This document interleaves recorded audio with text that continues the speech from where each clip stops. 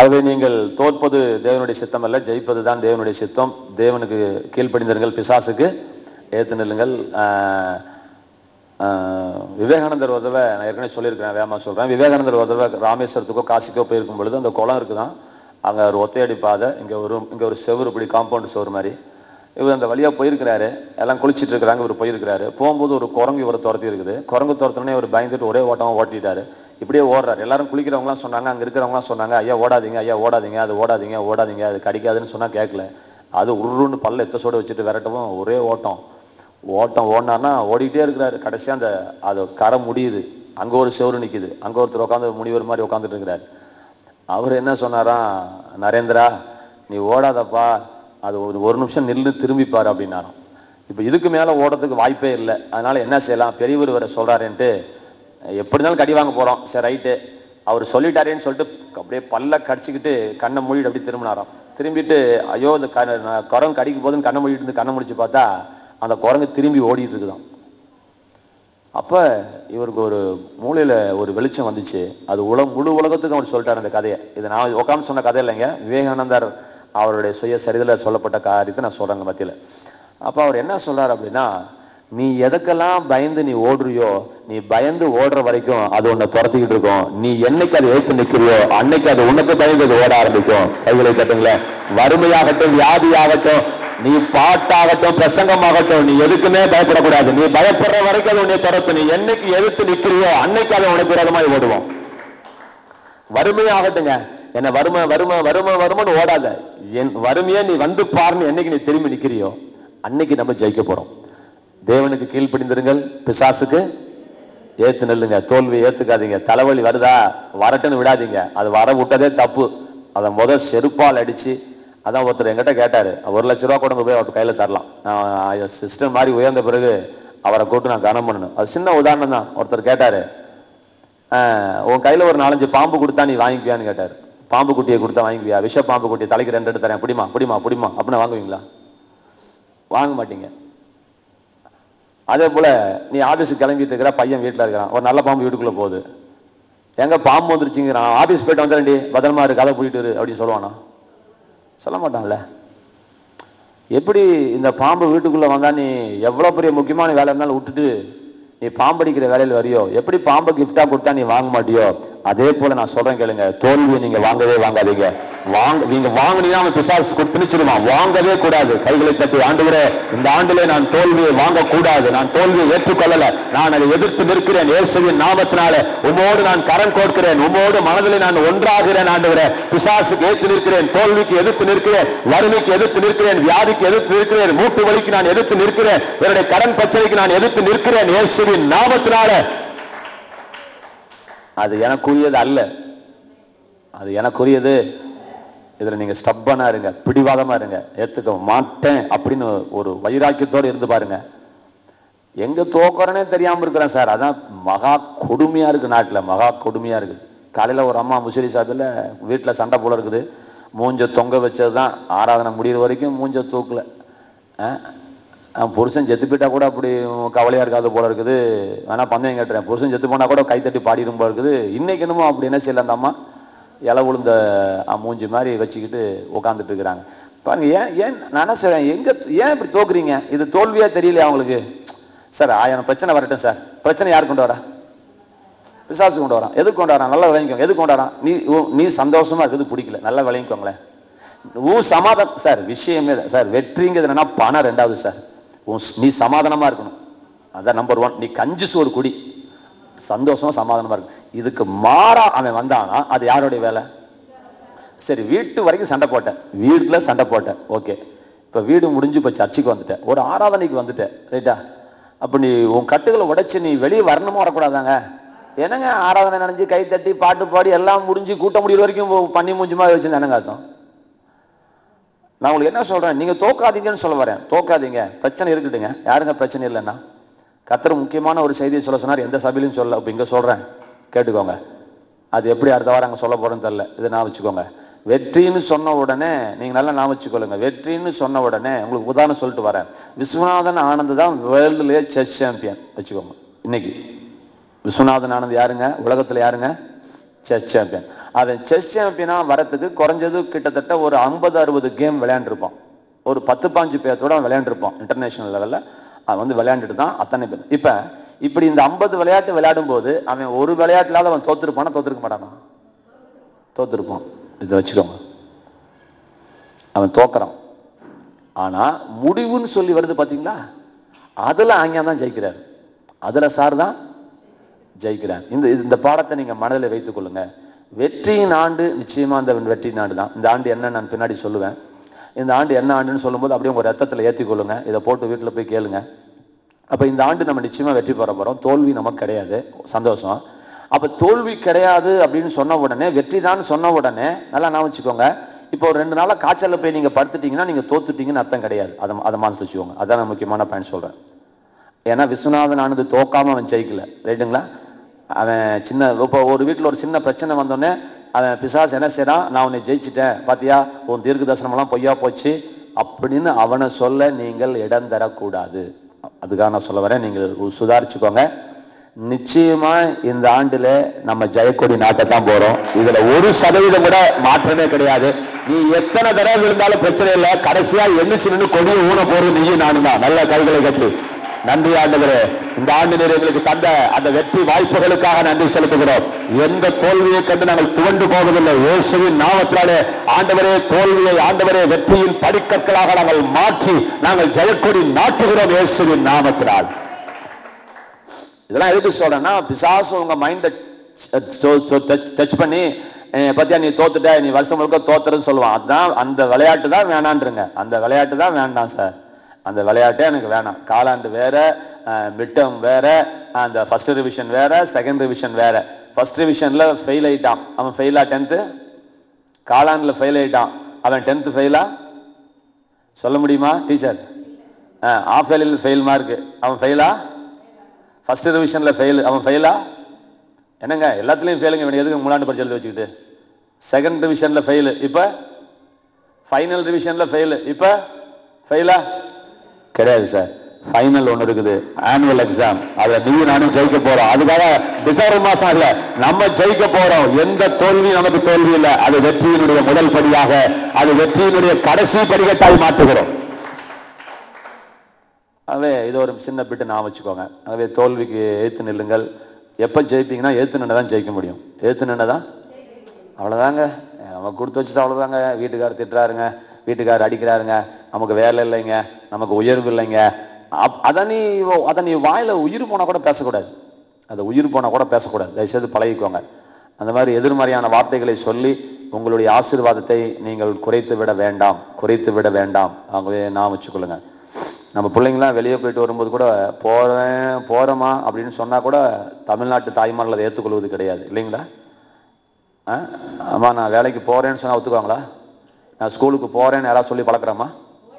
போயிட்டு வரேன்னு சொல்லி பழக்க சொல்றாங்க. அதை கவனிச்சுக்கோ, அதான் விஷயம். போயிட்டு வரேன், ஏன்னா அது ஒரு விசுவாச வார்த்தை. அந்த ஒத்த வார்த்தையில என்னங்க ஆச்சு? ஆமாங்க, அந்த ஒத்த வார்த்தையில விஷயம் இருக்குதுங்க. நீங்க போயிட்டு வரேன்னு சொல்லுங்க, போறேன்னு சொல்லக்கூடாதுங்க, போயிட்டு வரேன்னு சொல்லுங்க. ஆகவே நீங்க விளையாட்டு கூட நான் தோக்குறேன்னு சொல்லாதீங்க, நான் தோத்தாலும் ஜெயிப்பேன்னு ஒண்ணு போடுங்க. நான் படுத்தாலும் எந்திரிப்பேன், நான் விழுந்தாலும் எழுந்திருப்பேன், நான் தூங்கினாலும் முழிச்சுக்குவேன். என்ன ஜெயிக்கிறதுக்கு உலகத்துல யாரும் கிடையாது. இதை வந்து உங்க ரத்தத்துல நீங்க 2013 முழுக்க நீங்க ஏத்துங்க. ஏத்துனீங்கன்னா நம்ம ஜெயிப்பதற்கு வசதியா இருக்கும். எனக்கு ஒரு டார்ச் லைட் இருந்தா கொடுங்க. நான் என்ன எழுதிக்கிறேன் எனக்கு தெரியல. 2 டார்ச் இருக்கா? ஏன் 2 கொண்டா என்ன கேடு உனக்கு? வீட்டுக்கு ஒண்ணு, தாத்தாக்கு ஒண்ணு. வைவே அவங்க வராங்க, அதை வச்சுக்கோங்க. சரி, அடுத்து என்னன்னா, நான் வச்சுக்கோங்க, முன்னொரு வசனம் வாசிக்க போறோம். நானே சொல்றேன். ஏசாயா 53:7 கவனிங்க என்ன சொல்றாருன்னா, இது அடுத்த பாயிண்ட் பை பாயிண்டா எழுதிக்கோங்க. எத்தனை பாயிண்ட் சொல்லியிருக்கேன்னு தெரியல, அத்தனை பாயிண்ட் நீங்க நான் வச்சுக்கலாம். புத்தாண்டு தீர்க்கதரிசன செய்திகள். ஏசாயா 53:7 போட்டு ஒரு கோடு போட்டு, தீர்மானம்னு போட்டு ஒரு கோடு போட்டு ஆசீர்வாதம் போடுங்க. நான் இப்ப சொல்றேன். மயிர் கத்திரிக்கிறவனுக்கு முன்பு சத்தமிடாது இருக்கிற ஆட்டுக்குட்டி. எல்லாரும் சொல்லுங்க. மற்றவங்க வாயெல்லாம் பஞ்சு வச்சிருக்கீங்களா? ரொம்ப பெரிய வார்த்தையா இருக்கு இல்லையா? என்ன அஞ்சலாமா? 2013 ஜெயிக்கலாமா தோக்கலாமா? வாயை மூடிட்டு இருந்தா எப்படி ஜெயிப்பீங்க? இந்த நக்கல் நையாண்டி தானே வேணாங்கிறது. எல்லாரும் சொல்லுங்க. மயிர் கத்திருக்கிறவனுக்கு முன்பாக சத்தமிடாதிருக்கிற துல்லாதிருக்கிற ஆட்டுக்குட்டி. இப்ப கவனிங்க, இது என்ன, இதை போய் பைபிள்ல ஏன் எழுதியிருக்குது அப்படின்னு சொன்னா, முடி வெட்டும் போது நம்ம ஆடிக்கிட்டே இருந்தா முடி வெட்ட முடியுமா? முடியாது. ஆமா, காதும் போச்சு, காயம் வெட்டுரும். அவன் வேற பிளேடு வச்சிருக்கான். எனக்கா பயம், பிளேடு போட்டு வெட்டும் போது நம்ம கொஞ்சோண்டு உள்ளுக்குள்ள இறங்கிச்சுன்னா போச்சுடா. அவன் பாட்டுக்கு சரு சரு சரு சருன்னு கிளிக்கிறான். இப்படின்னு ஒரு எனக்கு எனக்கு எனக்கு அப்படின்னா போச்சுடா அப்படின்ட்டு பயந்துட்டு தும்மல் கூட தும்மாம அடக்கிட்டு இருப்பேன் இந்த சேவிங் பண்ணும்போதெல்லாம் கடையில். அதுக்கு பயந்துட்டு வீட்டில் சேவிங் பண்ணுறது. சரி இருக்கட்டும். அப்போ ஆடிக்கிட்டே இருந்தோம்னா உடம்பு கிழிச்சிரும், முடி வெட்ட முடியாது. நான் வச்சுக்கொள்ளுங்க. அப்போ ஆண்டவர் எப்படி இருந்தாராம்? இயேசுசாமி பிதாவுக்கு முன்னாடி அவர் பிதா முடி வெட்டும் போது இவர் ஆட்டாம உட்கார்ந்திருந்தது போல ஒப்பு கொடுத்தாராம். சரி, இது எதுக்கு நான் சொல்ல வந்தேன் அப்படின்னா, இந்த ஆண்டில் மாத்திரமல்ல, எந்த ஆண்டிலேயுமே எப்பொழுதுமே நீங்கள் எடுக்கிற தீர்மானத்தின் அடிப்படையிலே தான் தேவன் உங்களை ஆசீர்வதிக்க முடியும். நான் வச்சுக்கோங்க, நீங்கள் எடுக்கிற தீர்மானத்தின் அடிப்படையில தான் தேவன் ஆசீர்வதிக்க முடியும். நீங்கள் தீர்மானம் எடுக்கும் வரைக்கும் தேவனால் ஒரு விசேஷித்த ஒரு ஆசீர்வாதத்தை தர இயலாது. நல்லா விளங்கிக்கோங்க.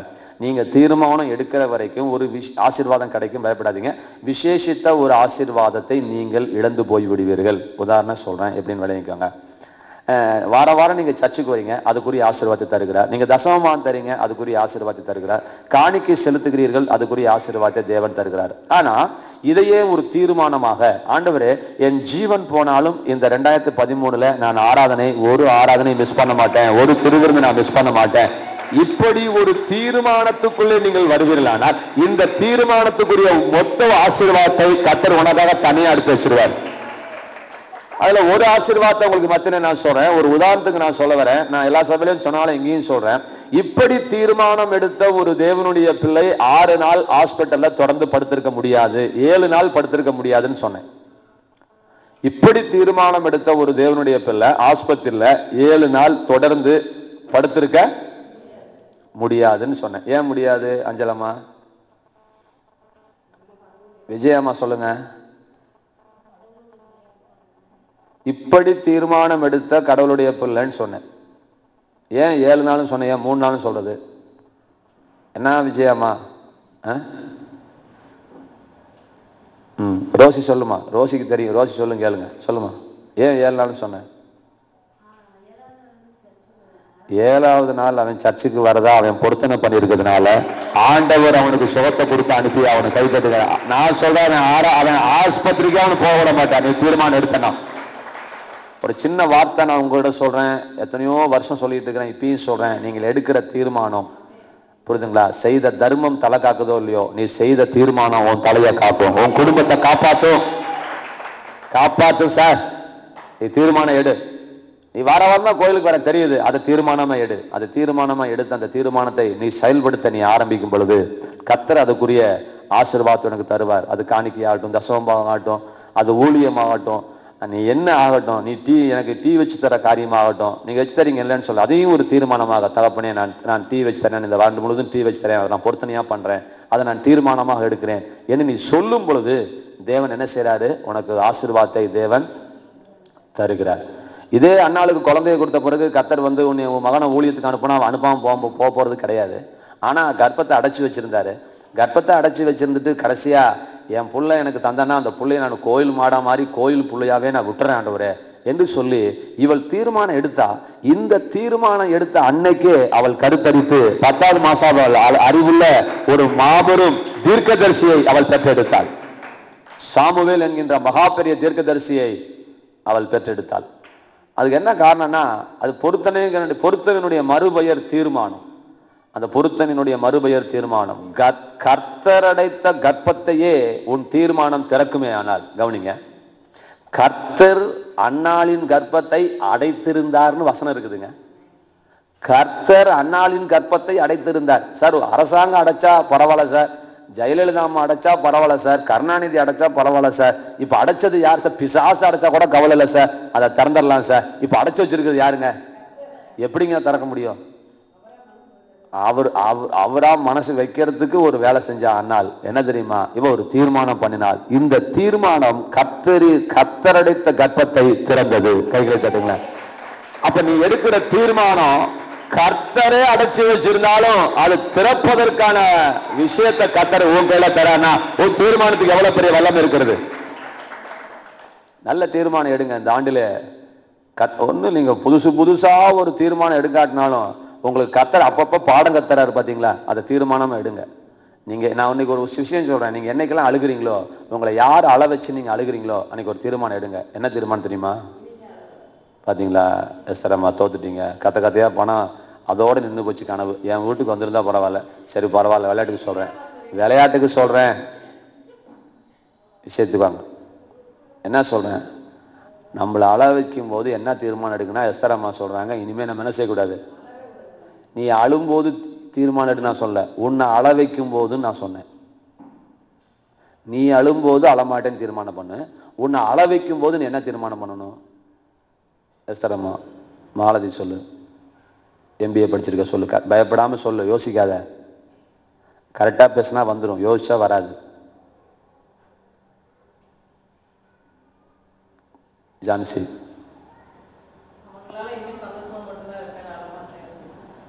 ராஜா சார், யாரையும் அள வைக்க மாட்டேன்னு தீர்மானம் எடுக்கணும். கை தட்டுங்க. என்னால யார் கண்ணிலும் தண்ணீர் வரக்கூடாது, இதுதாங்க தீர்மானம். ஒரு உதாரணத்துக்கு சொல்ல வரங்க, நீ அதாவது பிராக்டிக்கல் லைஃப்ல நீ போகும்போது நீ நல்ல நல்ல தீர்மானங்களை நிறைய எடுக்கலாம். இந்த நீ எடுக்கிற ஒவ்வொரு தீர்மானமும் உனக்கு மகா பெரிய ஆசீர்வாதத்தை கொண்டு வந்து கொடுக்கும். புரியுதுங்களா? நான் எல்லாத்தையும் மன்னிக்கிறேன்னு தீர்மானம் பண்ணேன். நிச்சயமா சொல்றேன், எனக்கு கர்த்தர் அற்புதமான ஒரு மகா பெரிய வித்தியாசத்தை தேவன் தந்திருக்கிறார். நான் அந்தரங்கத்துல வித்தியாசம் காட்டுறேன் ஆண்டவரே அப்படின்னு, நான் புறமான விஷயத்துல எனக்கு வித்தியாசம் காட்டுனேன். கர்த்தர் சொன்னாரு, அப்படின்னா நீ அந்தரங்கத்துல வித்தியாசம் காட்டுவியான்னாரு. காட்டுறேன். எதுல காட்டலான்னு யோசிச்சேன். எவனுமே மன்னிக்க மாட்டேங்கிறான். என்ன நான் வாழ்க்கையில நான் பார்த்துருக்கிறேன். அதான் அந்த அம்மா சாட்சி சொல்லிச்சு பாரு, எப்படியோ நாங்க போக முடியும். எப்படி நான் கேட்டாங்களா ஒரு அம்மா, நீ உன்னை போக சொல்லல, உன்னை வீட்டுக்கெல்லாம் போக சொல்லலாமா சுரும்பாயி, நீ வீட்டுக்கெல்லாம் போய் அவன் காலெல்லாம் விழுந்து தொட்டு கும்பிட்டு மன்னிப்பு கேட்க சொல்ல. நீ ஜெபம் பண்ணும் போது அவனை மன்னிக்காம நீ ஜெபம் பண்ணா உன் ஜெபம் பரலோகத்துக்கு போகாது. உன் ஜெபம் பரலோகத்துக்கு போகாது. நீ பண்ற ஒரு ஜெபத்துக்கு கூட பதில் வராது. நீ நின்று ஜெபம் பண்ணும்போது மனப்பூர்வமா அவன் என்ன செய்யணும், நீ அவனை இதை முதல் கத்துக்கோங்க. இதுதான் டேவிட் பிரகாசனுடைய ஸ்பெஷாலிட்டி. நீங்க எல்லாம் முக்குன்னு முக்குங்க, முடிஞ்சா தூக்கி பாருங்க. சமயம் வரும்போது இடிக்கும். எல்லாத்தையும் மன்னிச்சலாம், இதை மட்டும் என்னால பொறுக்க முடியலைங்க, அடி தம் கட்டி எனக்கு என்ன. நான் ஒரு தீர்மானம் எடுத்தேன், கர்த்தாவே நான் எல்லாத்தையும் மன்னிக்கிறேன் ஆண்டவரே, எனக்கு நீ கிருபை மாத்திரம் கொடுங்க, நான் மன்னிக்கிறேன்னு சொன்னேன். கர்த்தர் கிருபையும் தந்தாரு, அதுக்குரிய ஆசீர்வாதம் தந்திருக்கிறாரு. இப்பயும் நான் சொல்றேன், எத்தனை ஆயிரம் பேர் மேடையில் ஏறி பிரசங்கம் பண்ணாலும், இப்போ நான் சாதாரணமாக தான் பண்றேன். போட்டின்னு என்னை மேடை ஏற்றி விட்டாங்கன்னா, அல்லது 10 பேருக்கு என்னை மேடை ஏற்றி விட்டாங்கன்னா, 2 நிமிஷம் தான் சொன்னாங்கன்னா, அந்த 2 நிமிஷத்துல 20 மணி நேரம் பேசி கிடைக்காத கைத்தட்ட நீங்க 2 நிமிஷத்துல கைத்தட்டு கிடைக்கும். கர்த்தர் அங்க இறங்குவார். இது என் மேல உள்ள அபிஷேகம். இது கர்த்தர் எனக்கு தந்த அபிஷேகம். இந்த அபிஷேகத்துக்கு ரகசியம் என்ன தெரியுங்களா? நான் எடுத்த சின்ன தீர்மானம், நான் மன்னிக்கிறேன் ஆண்டவரே, என் அந்தரங்கத்துல நான் வித்தியாசத்தை காட்டுறேன்.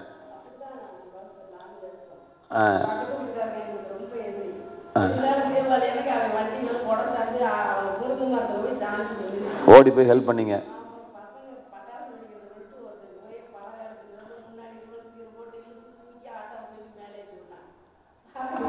அதுக்கு தாங்க பைபிள் படிக்கிறோம். உன் சத்துரு பசியா இருந்தால் ஆகாரத்தை போடு என்று கர்த்தர் சொன்னார். அது போல சரிங்க, தீர்மானம் எடுங்க. நீங்கள் எடுக்கிற தீர்மானத்துல தேவன் உங்களை அற்புதமாக ஆசீர்வதிப்பார். ஆகவே தீர்மானம் முக்கியம். ஆகவே தீர்மானம் எடுங்க. அடுத்து முக்கியமான காரியம் என்ன அப்படின்னு சொன்னா, மூணாவது பாயிண்ட்ல சொல்ல வரேன். ஆய்காசுக்காக நம்ம ஜெபம் பண்ணிட்டு இருக்கிறோம். தொடர்ந்து நீங்கள் ஜெபம் பண்ணுங்க. ஏதோ கடமை முடிஞ்சு போச்சு, உங்களெல்லாம் பார்த்தா எனக்கு அப்படிதான் தெரியுது, கடமை முடிஞ்சு போச்சு அப்படிங்கிற மாதிரி இருக்குது. நான் உங்களுக்கு சொல்றேன், நம்ம ஜெபத்தை தேவன் கேட்பார் என்று முதலாவது நமக்கு விசுவாசம் வேணும். நம்ம ஜெபம் பண்ணி இருக்கிறோம், நிச்சயமாகவே நம்முடைய உறவினர்கள் ரட்சிப்புக்குள்ள நடத்த தேவன் பிரயாசப்படுகிறார். நீங்க என்ன செய்யணும்னா, கவனிங்க, ஜெபம் பண்ணிட்டு இனிமே அப்படியே விட்டுறாதீங்க. அவனை மாதத்திற்கு ஒரு தடவை திருவிருந்துக்காவது அவனை மறுபடியும் நீங்கள் ஜெபம் பண்ணி என்ன செய்யணும், நீங்க கூப்பிடுங்க. நேரம் கிடைக்கும் போது கூப்பிடுங்க. நேரம் கிடைக்கும் போது போன்ல தொடர்பு கொள்ளுங்க. கர்த்தர் என்ன அற்புதம் செய்தார்னு கேட்கணும். என்ன அற்புதம் செய்தார்னு நல்லா நான் வச்சுக்கோங்க. என்ன அற்புதம் செய்தார்னு கேட்கணும். விசுவாசத்தின் ரகசியமே எதிர்பார்ப்பு. நான் வச்சுக்கொள்ளுங்க, வேணா எழுதி வச்சுக்கோங்க. விசுவாசத்தின் ரகசியம் எதிர்பார்ப்பு. நல்லா நான் வச்சுக்கோங்க. பையன் சொல்றான், அம்மா நாளைக்கு மணி ஆர்டர் பண்ணிடுறேம்மா அப்படின்னு சொல்றான். 3 நாள் கழிச்சு பணம் வரும், வாங்கிக்கோங்கிறான். நீ எதிர்பார்த்தது உண்மைன்னா 4வது நாள் யாரை பார்த்துட்டு இருப்போம்? போஸ்ட்மேனை பார்த்துட்டு இருக்கிற. வாசல்ல ரெடியா உட்காந்துட்டு இருக்கிற. எப்படி உட்காந்துட்டு இருக்கிற? மகனுடைய வார்த்தையை நீ நம்பினதுனால போஸ்ட்மேனை எதிர்பார்த்து அமர்ந்திருக்கிறாய். இதே போல நீங்க ஜெபம் பண்ணது உண்மைன்னா எதுக்காக ஜெபம் பண்ணீங்களோ அது நடப்பதற்காக நீ எதிர்பார்ப்போடு அமர்ந்திருக்க வேண்டும். எதிர்பார்ப்போடு இருக்கணும். மழைக்காக நீ ஜெபிச்சது உண்மைன்னா நீ கொடை எடுத்துட்டு போங்கிற. இன்னைக்கு மழை வரணும் நீ ஜெபிச்சுட்டு நீ கொடை எடுக்காம போனா அன்னைக்கு மழை வருமா? மழை வராது. நீ தப்பு பண்ற. மழை வரணும்னு ஜெபம் பண்ணல, இன்னைக்கு மழை வரணும்னு ஜெபம் பண்ணல, நல்ல மொட்டை வெயில் அடிக்கட்டும், நீ கொடை எடுத்துட்டு போ. நீ கொடை எடுத்துட்டு போ. ஏன்னா நீ என்ன ஜெபம் பண்ண? அப்ப ஏன் கொடை எடுத்துட்டு போற? நக்கல் அடிக்கிறிய ஆண்டவரை? நீ எடுத்துட்டு போன, இல்லைன்னா ஜெபம் பண்ணக்கூடாது. நீ ஜெபம் பண்ணல. இன்னைக்கு பொதுவா மழை பெய்யுன்னா தப்பு கிடையாது. உன் வாயில என்ன வந்துருச்சு? இன்னைக்கு எனக்கு மழை வேணும் ஆண்டவரை, என் பயிருக்கு ஆயுது அப்படின்ட்டு. வெளியூர் போறல, கொடை எடுத்துட்டு போ. ஏன் ஆண்டவரே நான் ஜெபம் பண்ணிருக்கேன், நீங்க மழை வரப்போகுது, நான் வரும்போது நனைஞ்சிட்டு வரக்கூடாது, நான் கொடை எடுத்துட்டு போறேன் ஆண்டவரே. எல்லாம் பார்த்துட்டு சிரிக்கட்டும், அதை பத்தி பிரச்சனை இல்லை. மழை வரும்போது உன் பேர் மகிமைப்படுதல, கர்த்தர் நாம மகிமைப்படுதல. விசுவாசத்தின் ரகசியம் எதிர்பார்ப்பு. அப்ப நான் என்ன சொல்ல வரேன்? நம்ம ஐகாசுக்காக ஜெபம் பண்ணிட்டு இருக்கிறோம். அப்ப ஜெபம் பண்ணது உண்மைன்னா, நீ விசுவாசிச்சது உண்மைன்னா, நீ எதிர்பார்க்க வேண்டியது நம்மளுடைய கடமையாக இருக்கிறது. அவங்க நிச்சயம் சபைக்கு வருவாங்க, அவங்க நிச்சயம் ரட்சிக்கப்படுவாங்க, நம்மை போல ஒருவனா இந்த சபையில அமர்ந்திருப்பாங்க. இது வரைக்கும் நீங்க விடக்கூடாது. நீங்க எதிர்பார்க்கணும். தேவன் அற்புதத்தை செய்வார். நம்ம ஜெபம் பண்ணி இருக்கிறோம், கர்த்தர் நிச்சயமாய் அற்புதத்தை செய்வார். ஒவ்வொருத்தருடைய வாழ்க்கையில அற்புதத்தை செய்வார். அற்புதமான சாட்சிகள் வந்து கொண்டிருக்கிறது. 2-3 சாட்சியை வேகமா சொல்லிடுறேன். சிக்கத்தம்பூர்ல ஒரு ஊம பையன், அவன் இப்ப திக்கி திக்கி பேசிட்டு இருக்கிறான், ஆனா பேசுறான் அப்படின்னு சொல்லிட்டு சிக்கத்தம்பூர் ஜெயக்குடி அம்மா சாட்சி சொன்னாங்க. ஸ்கூலுக்கு போகும்போது போயிட்டு வரேன்னு சொல்லிட்டு, வரும்போது போயிட்டு வந்துட்டேன்னு சொல்லிட்டு போறானோ அந்த ஜெயக்குடி அம்மா கிட்ட. வீரமணிப்பட்டி அம்மாவில் நம்ம அன்பு செல்வியோட அத்தை பைத்தியம் பிடிச்சி போய் ரூமில் எப்பயுமே அடைச்சி வச்சிருப்பாங்க. இன்னைக்கு முசிறிக்கு வந்த சாட்சி, வெள்ளிக்கிழமை திருச்சிக்கு வந்த சாட்சி. அப்ப அந்த அம்மா ஏன் பூட்டி வச்சிருக்காங்கன்னா, யார் வந்தாலும் பட்டு அடிச்சிடும். இதனால இந்த அடி வாங்கறதுக்கு பயந்துட்டு அந்த அம்மாவை ரூமுக்குள்ள போட்டு பூட்டியிருக்காங்க. நான் பைத்தியத்தெல்லாம் கூட்டிட்டு வாங்கன்னு சொன்ன உடனே அன்பு சொல்லி, சரி நம்ம அத்தையை கூட்டிட்டு வரலாங்கிற முடிவோட, எப்படி கூட்டிட்டு வருது, இந்த அம்மா அடிச்சு போடுமேன்னு சொல்லிட்டு ரொம்ப தெய்வ பயத்தோட அந்த அம்மாவை கூட்டி வந்திருக்காங்க. பஸ்லயும் அடி, சர்ச்சிலையும் அடிதான். எல்லாம் நான் வச்சுக்கொள்ளுங்க. சர்ச்சில் உட்காந்து அடி தப்பு தப்புன்னு விழுந்துருக்குது. ஆனா கூட்டம் முடிச்சுட்டு போகும்போது அந்த அத்தை சொல்லிச்சான், அன்பு செல்வி நான் போயிட்டு வரேன் அப்படின்னு சொல்லிட்டு அந்த அம்மா போயிருக்குது. இது வரைக்கும் அந்த அம்மா யாரையும் அடிக்கல. இன்னைக்கு சாட்சி வந்திருக்குது. இது ஒரு அற்புதமான ஒரு சாட்சி. இன்னும் நல்ல சாட்சிகள் நம்ம கிட்ட வரும். இன்னும் நிறைய சாட்சிகள் சொல்லியிருக்காங்க, நான் எழுதி வச்சிருக்கிறேன். எனக்கு வேற என்ன முக்கியமான சாட்சி என்னன்னா, ஜெயக்குடி அம்மா சாட்சி, வீரமணி சுப்புலட்சுமி அக்காவோட சாட்சி ஒன்று இருக்குது, ரமா பிரபாவோட சாட்சி ஒன்று இருக்கிறது. நிறைய பேர் சொல்லியிருக்காங்க. சுப்புலட்சுமி அக்காவோட சாட்சி சொல்றேன். எது கட்டாம இருந்தாங்க? ஒரு வீடா, மோட்ரு வைக்கிறதுக்கு ஒரு ரூம் மாதிரி கட்டணும்னு சொல்லியிருக்காங்க. கிட்டத்தட்ட 1-1.5 வருஷம், எத்தனை வருஷமா வெயிட் பண்ணியிருக்காங்க அவங்க? உனக்கே தெரியாது. ஏன்னா அது அம்மாவோட சாட்சி. அம்மாயி கதை எனக்கு எப்படி தெரியுங்கிறியா? அம்மா எங்க இருக்காங்க? யாரோட?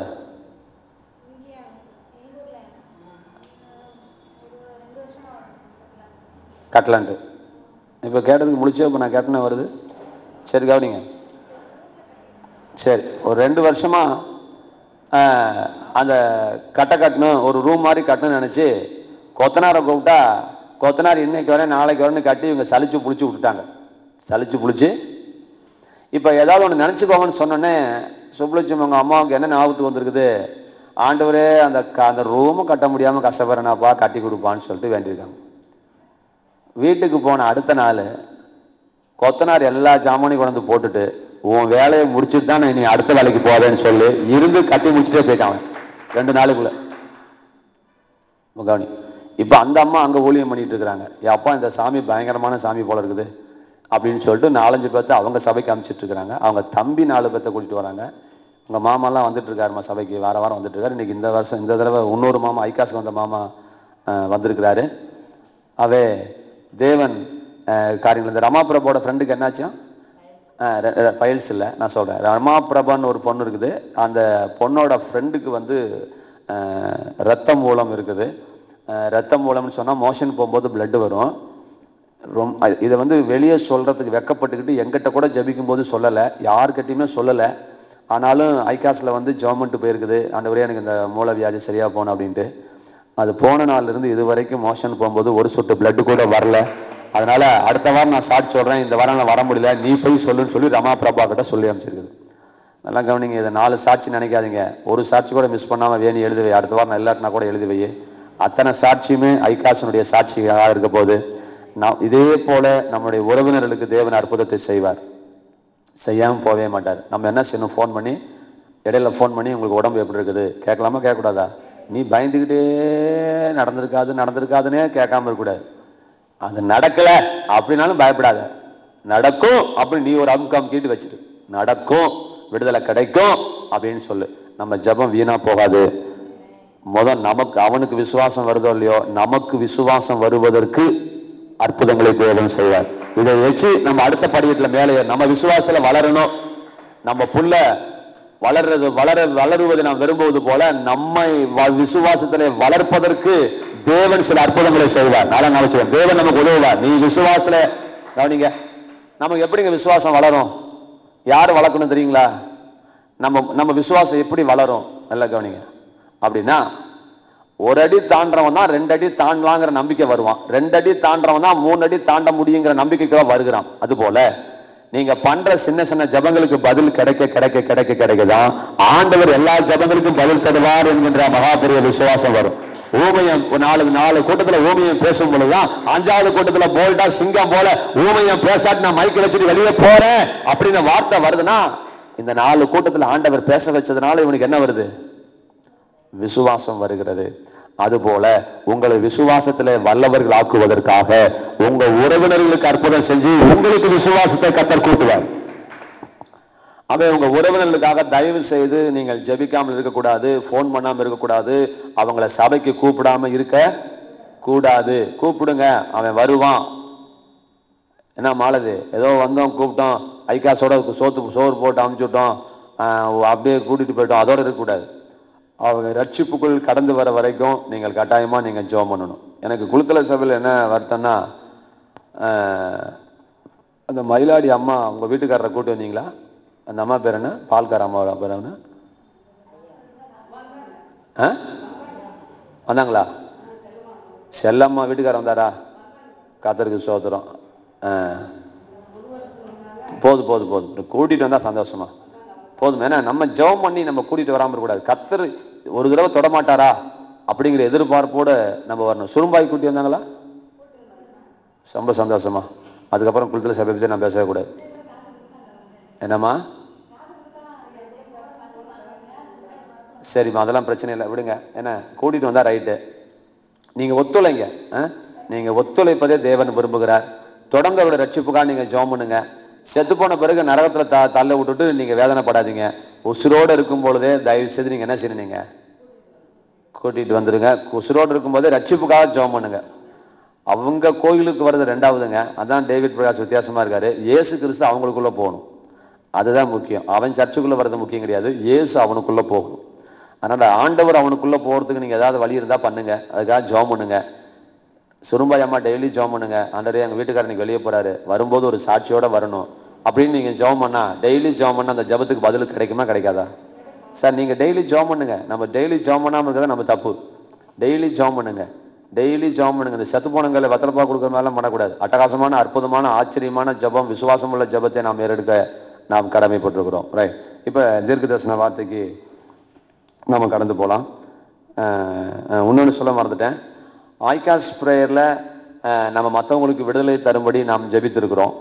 நீ ஜெபித்தது உண்மையானால், நீ ஜெபிப்பது உண்மையானால், நான் மறுபடியும் சொல்றேன், ஏற்கனவே சொல்லிட்டேன், நான் இப்பயும் சொல்றேன், உங்களுக்கு தேவன் அற்புதத்தை செய்வாரா செய்ய மாட்டாரா? நிச்சயமா செய்வார். கைப்பற்றுங்களேன். அப்பம் முதலாவது பிள்ளைகளுக்கு முந்தி பிள்ளைகள் திருப்தி அடையட்டும் என்று கர்த்தர் சொல்லியிருக்கிறார்.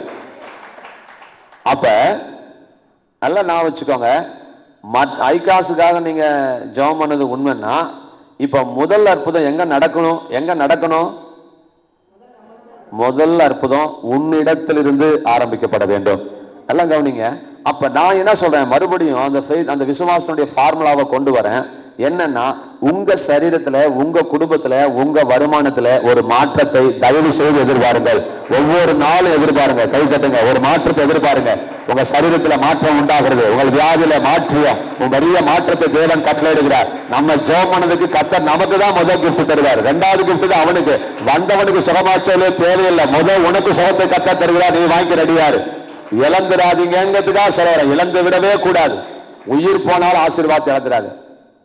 உயிர் போனாலும் ஆசீர்வாதத்தை இழந்து விடக்கூடாது. அவே நமக்கு விடுதலை வைத்திருக்கிறார், அதை இழந்து விடக்கூடாது. ரைட். இப்ப தீர்க்க தரிசனத்துக்கு நம்ம கடந்து போக போறோம். 3 தீர்க்க தரிசனம் சொல்லி 3 இல்ல 4. ஏனென்றால் இந்த ஆண்டுக்கு என்ன பேர் வைக்கணும் ஆண்டவரே? போன ஆண்டு வெற்றியின் ஆண்டுன்னு பேர் வச்சிங்களே, இந்த ஆண்டு என்ன ஆண்டுன்னு பேர் வைக்கிறது எனக்கு ஒன்றும் புரியலையே. சித்தராக்கா மண்டையை போட்டு பிச்சுக்கிட்டு டிசம்பர் 31 8:45 மணிக்கு உட்காந்துட்டு என் கையில கொடுத்து சொல்லுடா எழுதுறேன் மறைக்காதடா சொல்லுடாங்கிறாங்க. நான் என்னத்தை சொல்றதுன்னு எனக்கு ஒன்றும் புரியல. அப்புறமே நான் சொன்னேன், எனக்கு எப்படி சொல்லணும்னு தெரில, அதுக்கு ஒத்த பேர் எனக்கு தெரில அப்படின்னு. சரி ஏதாவது சொல்லு, வசனத்தையாவது சொல்லி தொலை எழுதலாம் அப்படின்னாங்க. அப்போ அந்த வசனத்தை வாசிக்க சொன்னேன். நான் கரண்ட்ல நானே சொல்றேன். நாம் நினைப்பதற்கும் வேண்டிக் கொள்வதற்கும் மிகவும் அதிகமாய் செய்யுகிற தேவன். கைகளை கட்டுங்க. எல்லாரும் சொல்லுங்க, நான் நினைப்பதற்கும் நான் வேண்டிக் கொண்டதற்கும் மிகவும் அதிகமாய் மிகவும் அதிகமாய் மிகவும் அதிகமாய் செய்ய வல்லமுடையவர். கைகளை தட்டி நன்றி ஆண்டவரே, நன்றி ஆண்டவரே, உமக்கு ஸ்தோத்திரம். அதாவது ஆண்டவர் என்ன சொல்றாரு, இதுதான் இந்த வருஷத்து சொன்ன வார்த்தை. நீ கேட்டதை விட நான் அதிகமா செய்றேன், நீ ஜெபிச்சதை விட அதிகமா செய்றேன். இன்னும் சொல்ல போனா நீ கேட்காது இருந்த சில காரியங்களை கர்த்தர் செய்ய போகிறார். இதெல்லாம் எதுக்கு கேட்டுக்கிட்டுன்னு சொல்லிட்டு நீ கேட்க விட்டதெல்லாம் கர்த்தர் இந்த ஆண்டுல உனக்கு செய்ய போகிறார். கையை தட்டி சந்தோஷப்படக்கூடாது இல்லைங்களா? ஏன்னா நடந்துடக்கூடாது. கை தட்டு நல்லா. நீ கேட்காததெல்லாம், நீ கேட்காத ஆசீர்வாதத்தை தேவன் தருகிறார். நீ கேட்டதை பார்க்கலும் அதிகமும் நீ கேட்காத ஆசீர்வாதத்தையும் தேவன் உனக்கு கட்டளையிடுகிறார். நன்றி ஆண்டவரே, நன்றி ஆண்டவரே, நன்றி நன்றி நன்றி ஆண்டவரே, உமக்கு நன்றி. இது ஒண்ணு நான் வச்சுக்கொள்ளுங்க. இப்ப வசனத்திலிருந்து வரக்கூடிய தீர்க்க தரிசனத்தை வாசிக்க போகிறோம். அந்த முதல் சரணத்தை நான் பாடின பார்த்தீங்களா? பிள்ளை பெறாத மலடியே மகிழ்ந்து பாடிடு, கர்ப்ப வேதனை படாதவளே கம்பீரமாய் பாடிடு. இதுல இருந்து ரெண்டு தீர்க்க சொல்றேன். அது 2 தீர்க்க சொல்றதுக்கு முன்னாடி ஒரு விளக்கம் கொடுக்குறேன். மலடி என்றால் யார்? இது விளங்கிக்கோங்க. ஏதோ சாதாரணமா இந்த வசனத்தை பார்க்காதீங்க. மலடி என்றால் யார்? யாராவது சொல்ல முடியுங்களா டக்குன்னு? நீங்க ரொம்ப ஸ்பிரிச்சுவலா போகாதீங்க. என்ன கவனிங்க. என்னைக்குமே ஒரு வசனத்துக்கு வியாக்கியானம் கொடுக்கும்போது அந்த வார்த்தையினுடைய எழுத்துக்குரிய அர்த்தத்தை நீங்கள் சரியாய் கொடுத்திருக்கிறீர்களா? அர்த்தம் புரியுதா புரியலையா? பூமிக்குரிய அர்த்தத்தை நீங்க கரெக்டா கொடுத்தாதான் ஆவிக்குரிய அர்த்தத்தை கரெக்டா போக முடியும். பூமிக்குரிய அர்த்தத்தை எடுங்க, எழுத்துக்குரிய அர்த்தத்தை எடுங்க. அந்த எழுத்து என்ன சொல்லுது, மலடிங்கிற எழுத்து என்ன சொல்லுது, இதை யோசிச்சாதான் நீ ஆவிக்குரிய பிரகாரமாய் சரியான அர்த்தத்தை கொடுக்க முடியும் உங்களால. சரி, இப்ப மலடினா என்ன அர்த்தம்?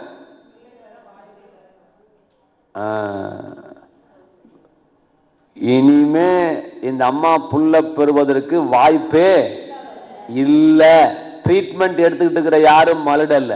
ஹலோ, 19 வருஷம் சுருபாயமா குழந்தை பெக்கல, 20வது வருஷம் பிள்ளைய பத்திருக்கிறாங்க. கர்த்தருக்கு ஸ்தோத்திரம். அப்ப என்ன சொன்னாங்க பாத்தீங்கன்னா, சபையில மலடி அப்படின்னு சொன்னாங்க. அவங்களுடைய ஆசையை அப்படியே சொல்லிக்கிட்டாங்க. ஏன்னா இனிமே புள்ள பார்க்க மாட்டா அப்படின்னு. இப்ப மலடினா என்ன அர்த்தம்னா, நல்லா நான் வச்சுக்கொள்ளுங்க, இனி புள்ள பெக்க மாட்டா அப்படிங்கிறவங்க எல்லாம் மலடுகள். மற்றவங்க யாரும் முயற்சி ட்ரீட்மெண்ட் எடுத்துட்டு இருக்கவங்க யாரும் மலடு அல்ல. நான் வச்சுக்கோங்க. கல்யாணம் பண்ணாத யாரும் மலடு அல்ல. ஏன்னா அவங்களுக்கு இன்னும் அந்த பரிசுக்குள்ளேயே அவங்க போகல. இப்ப கர்த்தர் என்ன சொல்றாரு அப்படின்னா, மலடி புள்ள பக்க போற ஆண்டு இந்த ஆண்டு. கை தட்டுங்களேன். இந்த ஆண்டு எழுத்துக்குரிய பிரகாரமாய் பல பிள்ளை பெறாதவர்கள் இந்த ஆண்டுல பிள்ளைய பெற்றுட்ட மாசமா இருக்கிற சாட்சி இந்த ஆண்டுல அதிகமாய் வரும். நம்பர் 2, நான் பிள்ளைய பெற்றுட்டேன், எனக்கு வயசு ஆயிடுச்சு, நான் கிளவி கட்டி ஆயிடுச்சு, எனக்கு மாதவடா நின்று போச்சு, சந்தோஷம். இப்ப எனக்கு எப்படி இந்த தீர்க்க தரிசனம் ஷூட் ஆகும் அப்படின்னா, எப்படி புள்ள பக்கத்துக்கு வாய்ப்பே இல்லைன்னு சொன்ன பிறகு மலடின்னு வராங்களோ, அதே போல இவன் உருப்படத்துக்கு வழியே இல்லை, வாய்ப்பே இல்லை, இவன் வீடு கட்டத்துக்கு வாய்ப்பே இல்லை, இவன் புள்ள உருப்பட வேலை கிடைக்கிறதுக்கு வாய்ப்பே இல்லை என்று எங்கெல்லாம் பிசாசு வாய்ப்பில்லைன்னு சொன்னானோ அதையெல்லாம் கர்த்தர் மாற்றி உனக்கு பல வாய்ப்புகளை கர்த்தர் தருகிறார்.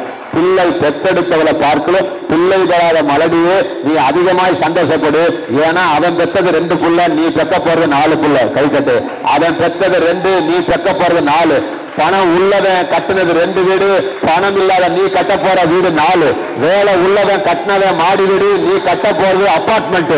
வேலை உள்ளவன் வருமானம் உள்ளவன் கட்டினது அபார்ட்மெண்ட், நீ கட்ட போறது ஷாப்பிங் காம்ப்ளெக்ஸ். கர்த்தர் செய்ய போகிறார். பிள்ளை உள்ளவளை பார்க்கலும் அநாத ஸ்திரீகளுக்கு பிள்ளைகள் அதிகம் என்று கர்த்தர் சொல்லுகிறார். எவ்வளவு ஒரு அழுத்தம் திருத்தம் பாத்தீங்களா என்று கர்த்தர் சொல்லுகிறார். அதுதாங்க இந்த வருஷத்தினுடைய எனக்கு இந்த பாட்டை எடுத்ததுக்கு எனக்கு பிடிச்சது ஒரே ஒரு வார்த்தை என்ன தெரியுங்களா? என்று செருப்புல அடிச்ச மாதிரி உங்க மண்டைக்குள்ள போகணும். எவன் பாரு, அரசியல்வாதி சொல்ல, ஜெயலலிதா அம்மா சொல்லல நான் மிக்சி தரேன் கிரைண்டர் தரேன்னு. இத சொல்றது கர்த்தர். பிள்ளை பெறாத மலடியே நீ மகிழ்ந்து பாடிடு, கர்ப்பவேதனை படாதவளே நீ கம்பீரமாய் பாடிடு, ஆனந்த சத்தமிடு, அகமகிழ்ந்திடு. உன் பிள்ளைகள் அதிகம், உன் பிள்ளைகள் அதிகம், உன் பிள்ளைகள் அதிகம் என்று கர்த்தர் சொல்லுகிறார் என்று கர்த்தர் சொல்லுகிறார். அப்ப எதெல்லாம் இல்லைன்னு பிசாசு சொன்னானோ, எதெல்லாம் கிடைக்காதுன்னு சொன்னானோ, ஊரு சொல்லுச்சோ உலகம் சொல்லுச்சோ, அதை கிடைக்க வைக்க போகிற ஆண்டு இந்த ஆண்டு. உள்ளவனை வெட்கப்படுத்த இல்லாதவனை தெரிந்து கொண்டது போல, பணம் உள்ளவனை வேலை உள்ளவனை வெட்கப்படுத்த வேலை இல்லாத நம்மளை தெரிந்து கொண்டார். நான் இன்னைக்கு சொல்றேன், விசுவாசிங்க, நீங்கள் தீர்மானத்தை எடுங்க. எங்க அக்கா கார் வாங்கறதுக்குள்ள எஸ்தரமா கார் வாங்கணும். கர்த்தர் காரியம் செய்வாரு, செய்யணும். நீ எவ்வளவு லட்சம் சம்பாதிச்சாலும் ஒண்ணுமில்லாதவர்களை கர்த்தர் உயர்த்த தேவன் ஆசைப்படுகிறார். நீ அந்த புடிமானத்துல நில்லுங்க. அதுக்காக யாரு ஜான்சி அம்மா கோச்சுக்குன்னு நான் சொல்லவில்லை. ஜான்சி ராஜை கோச்சிக்காதீங்க.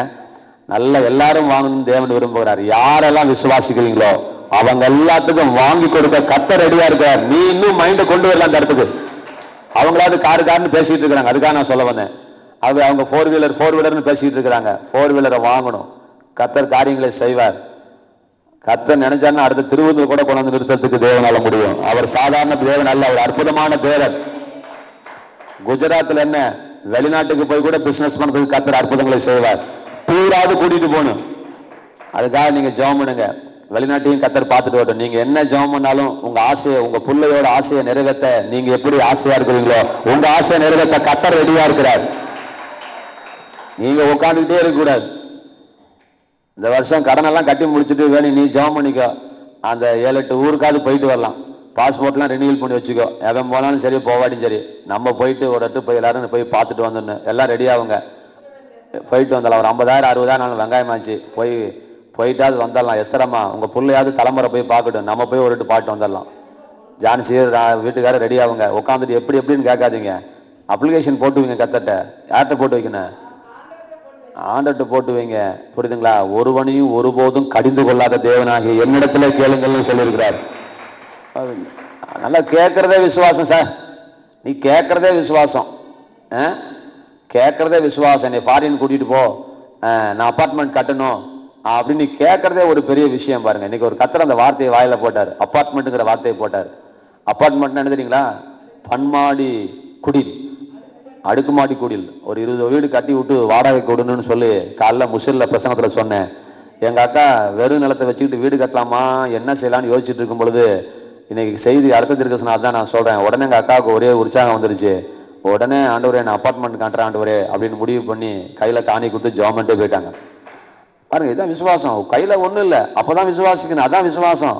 கையில 10 லட்ச ரூபா 10 கோடி ரூபாய் வச்சுட்டு விசுவாசிக்காதல்ல. ஒண்ணும் இல்லாதப்ப நீ விசுவாசிக்கணும். என் தேவன் அதை செய்ய வல்லவராக இருக்கிறார். ரைட்டுங்க. அப்ப பிள்ளை பெறாத மலடினா நீ வெற்றி பெறுவதற்கு வாய்ப்பே இல்லை, நீ உருப்புறத்துக்கு வாய்ப்பே இல்லை, நீ கார் வாங்கறதுக்கு வாய்ப்பே இல்லை, நீ சொந்த வீடு கட்டத்துக்கு வாய்ப்பே இல்லை. அப்படிலாம் அந்த வாய்ப்புகள் இல்லாத பட்சம் இருக்கும் பொழுது கர்த்தர் உனக்கு அதிக வாய்ப்புகளை அவர் உருவாக்கி தருகிறார் என்பது முதல் தீர்க்க தரிசனம். இப்ப 2வது தீர்க்க தரிசனத்துக்குள்ள போக போறோம். என்னன்னு தெரியுதுங்களா? வசனம் பைபிள் வாசி நான் காமிக்கிறேன். 54:2 ஆண்டவர் சொல்றாரு 2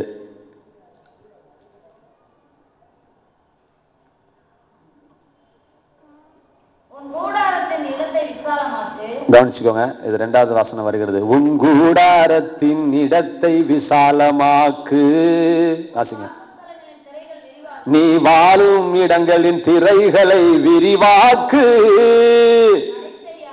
தடைகளை நீக்கு. கயிர்களை நீட்டு. உறுதிப்படுத்து.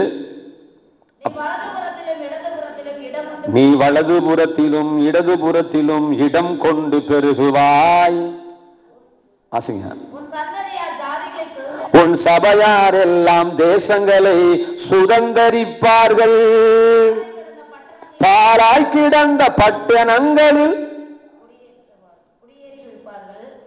சபையை தோற்றுவிப்பாய்.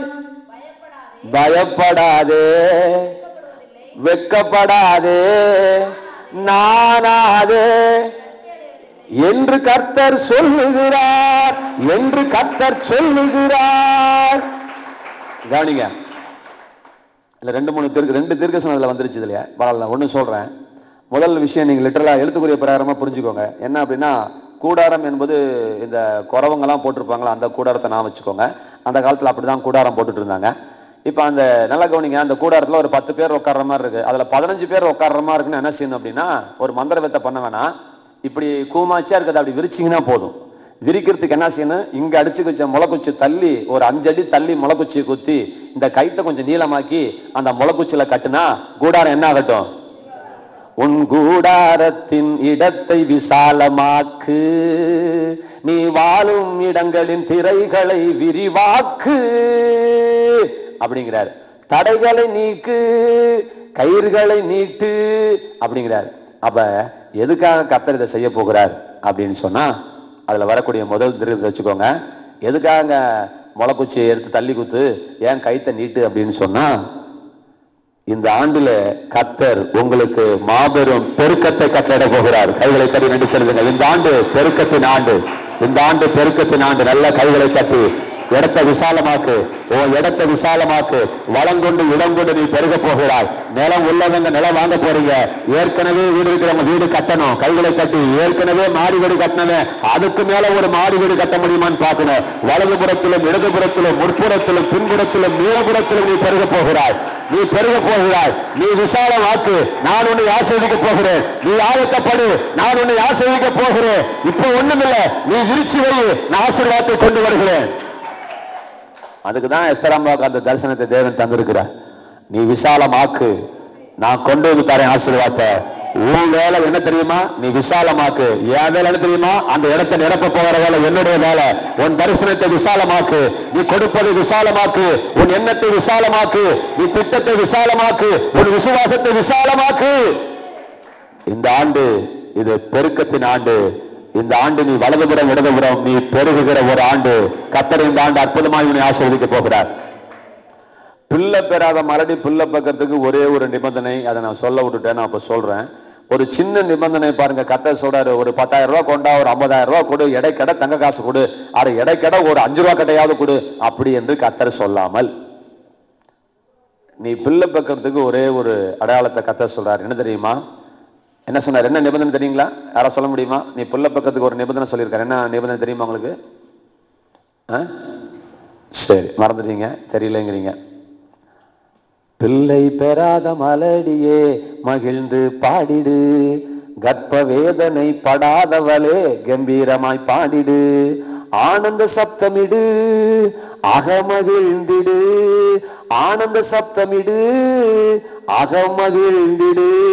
உன் பிள்ளைகள் அதிகம், உன் பிள்ளைகள் அதிகம், உன் பிள்ளைகள் அதிகம். இப்ப என்ன நிபந்தனை? அகமகிழ்ந்திடு, ஆனந்த சத்தமிடு. கை தட்டுங்க. நீ புள்ள பெத்தா உனக்கு எவ்வளவு சந்தோஷமோ அந்த சந்தோஷத்துக்குள்ள நீ வா. வீடு கட்டினா எவ்வளவு சந்தோஷமோ அந்த சந்தோஷத்துக்குள்ள நீ வா. கார் வாங்கினா எவ்வளவு சந்தோஷப்படுவியோ அந்த சந்தோஷத்துக்குள்ள கடந்து வா. கர்த்தர் அற்புதங்களை செய்வார். கர்த்தர் அற்புதங்களை செய்வார். பயப்படக்கூடாது. கர்த்தர் நிச்சயமாய் அற்புதங்களை அவர் செய்ய வல்லவராக இருக்கிறார். இப்ப இங்க என்னங்க, வலது புற இடதுபுறத்துல பெருகுவாய் அப்படிங்கிறதுக்கு என்ன சொல்றாருங்க கர்த்தர் அப்படின்னா, ஒரே ஒரு சின்ன நிபந்தனை, தடை செய்யாதே. சொல்லுங்க. அப்ப நல்லா நான் வச்சுக்கொள்ளுங்க, இந்த ஆண்டுல தேவன் நம்ம கொடுக்குற ஒரு நல்ல வாக்குத்தத்தம் என்னன்னா, நிச்சயமாய் சொல்லுகிறேன், நீங்க எழுதி வைத்துக் கொள்ளுங்கள், இந்த ஆண்டு பொருளாதாரத்துல நம்ம அற்புதமாய் தேவன் ஆசீர்வதிக்க போகிறார். விசுவாசத்தோட கைத்தட்டுங்க. பொருளாதாரத்துல ஒரு ஆசீர்வாதம், பண விஷயத்துல ஒரு பெருக்கத்தை கர்த்தர் கட்டளையிடுகிறார். நல்ல கைகளை தட்டி இதுல நடக்குதா இல்லைன்னு பாருங்க. பொருளாதாரத்துல ஒரு மாபெரும் பெருக்கத்தை தேவன் கட்டளையிடுகிறார்.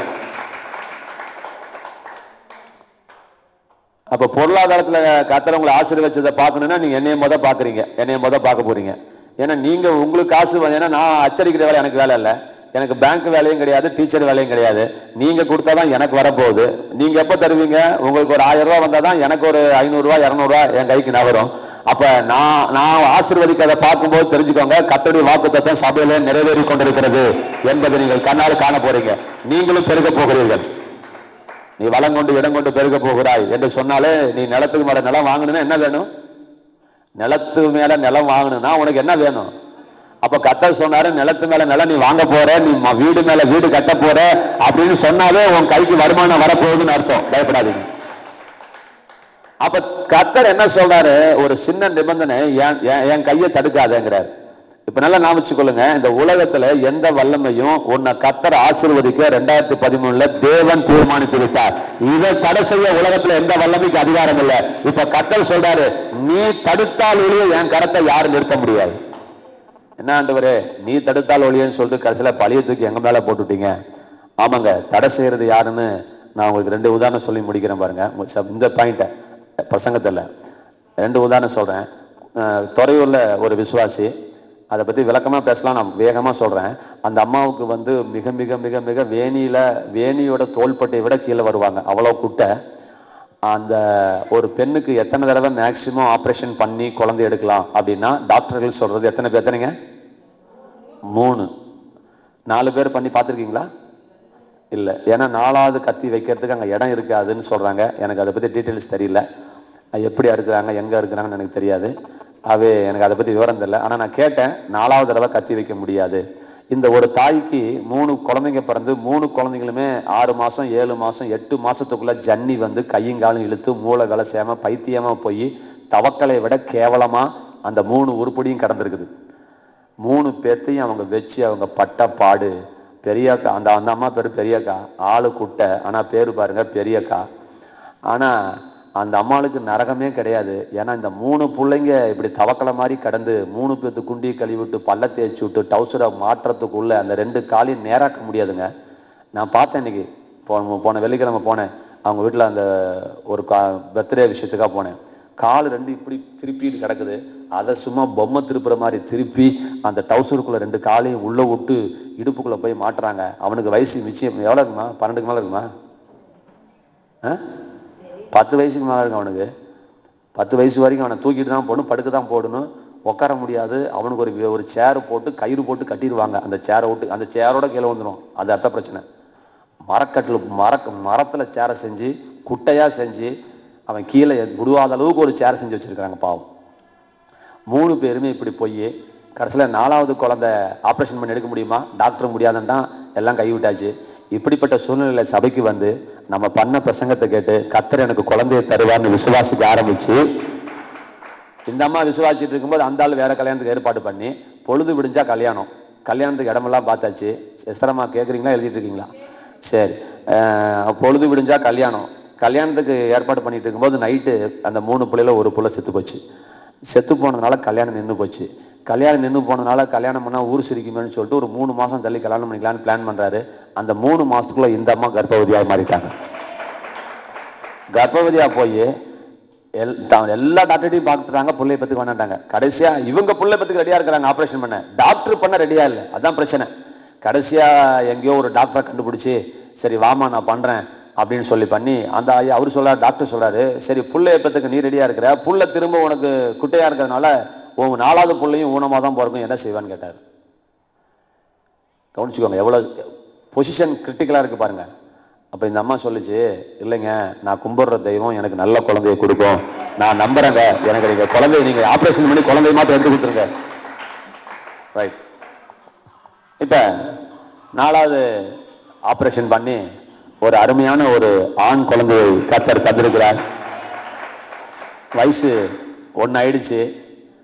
நானே பயந்துட்டு தான் இருக்கிறேன். 2 வயசு வரைக்கும் எனக்கு பக்கு பக்கு பக்குன்னு எனக்கு அடிச்சிட்டு இருக்காண்டவரே, சீக்கிரமா ஒரு வருஷம் ஓடட்டாண்டவரேன்னு கூட சொல்லிட்டு இருக்கிறேன். ஏன்னா அந்த வலுப்பு எப்போ வரும்? 6வது மாசம் 7வது மாசம் 8வது மாசத்துக்குள்ள வந்துடும். இப்ப வயசு எவ்வளவு ஆச்சு உனக்கு? 1 வருஷம் ஆச்சு. இது வரைக்கும் ராஜா மாதிரி தான் இருக்கிறான். அதனால அவங்க அம்மாவுக்கு ஒரு சந்தோஷம். அந்த 1வது பிறந்த நாளை அவங்க கொண்டாடுறாங்க. அவங்க கல்யாணத்தை கூட அப்படி கொண்டாடி இருக்க மாட்டாங்க. அத்தனை பலூனு, அத்தனை தோரணம், இட்லி, பொங்கல், பிரியாணி, கேக்கு மாத்திரம் நான் செல்போன்ல வச்சிருக்கேன் போட்டோவை. இந்த டேபிள் சைஸுக்கு கேக்கு. அது என்ன கேக்கு? கட்லெட் கேக் மாதிரி இந்த பிரவுன் கலர்ல இருக்குமே, அந்த கேக்கு வச்சு அடுக்கடுக்கா செஞ்சு அந்த பர்த்டேவை அவ்வளோ விசேஷமாக கொண்டாடினாங்க. சாக்லேட்டு, கேக்கு எல்லாம் வச்சு ஊரே வந்து ஒரு பெரிய விருந்து வச்சு அவங்க அந்த பிறந்தநாளை சந்தோஷமா கொண்டாடினாங்க. இப்போ ஒரு கேள்வி கேட்குறேன். கேக்கு 2000, போட்டோகிராஃபர் வந்தாச்சு போட்டோ எடுக்கிறதுக்கு. ஒரு சின்ன விசேஷம் போல செஞ்சாங்க, வீடே கட்டி தோரணும். அந்த பிள்ளையோட பிறந்த நாளுக்கு குறைஞ்சது, அதிகபட்சம் கிடையாது, குறைஞ்சது எவ்வளவு காணிக்க தரலாம்? நியாயமான காணிக்க சொல்லுங்க. மாலதி சொல்லுமா? நீ கேக்கு 2000 தர,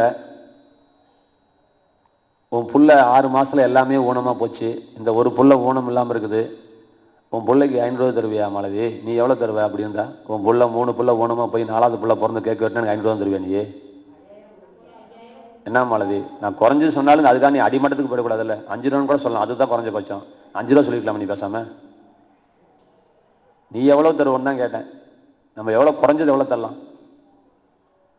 குறைஞ்சது சொல்லுங்க. கேவலமா 1000 ரூபாய் தரலாமா தரக்கூடாதா?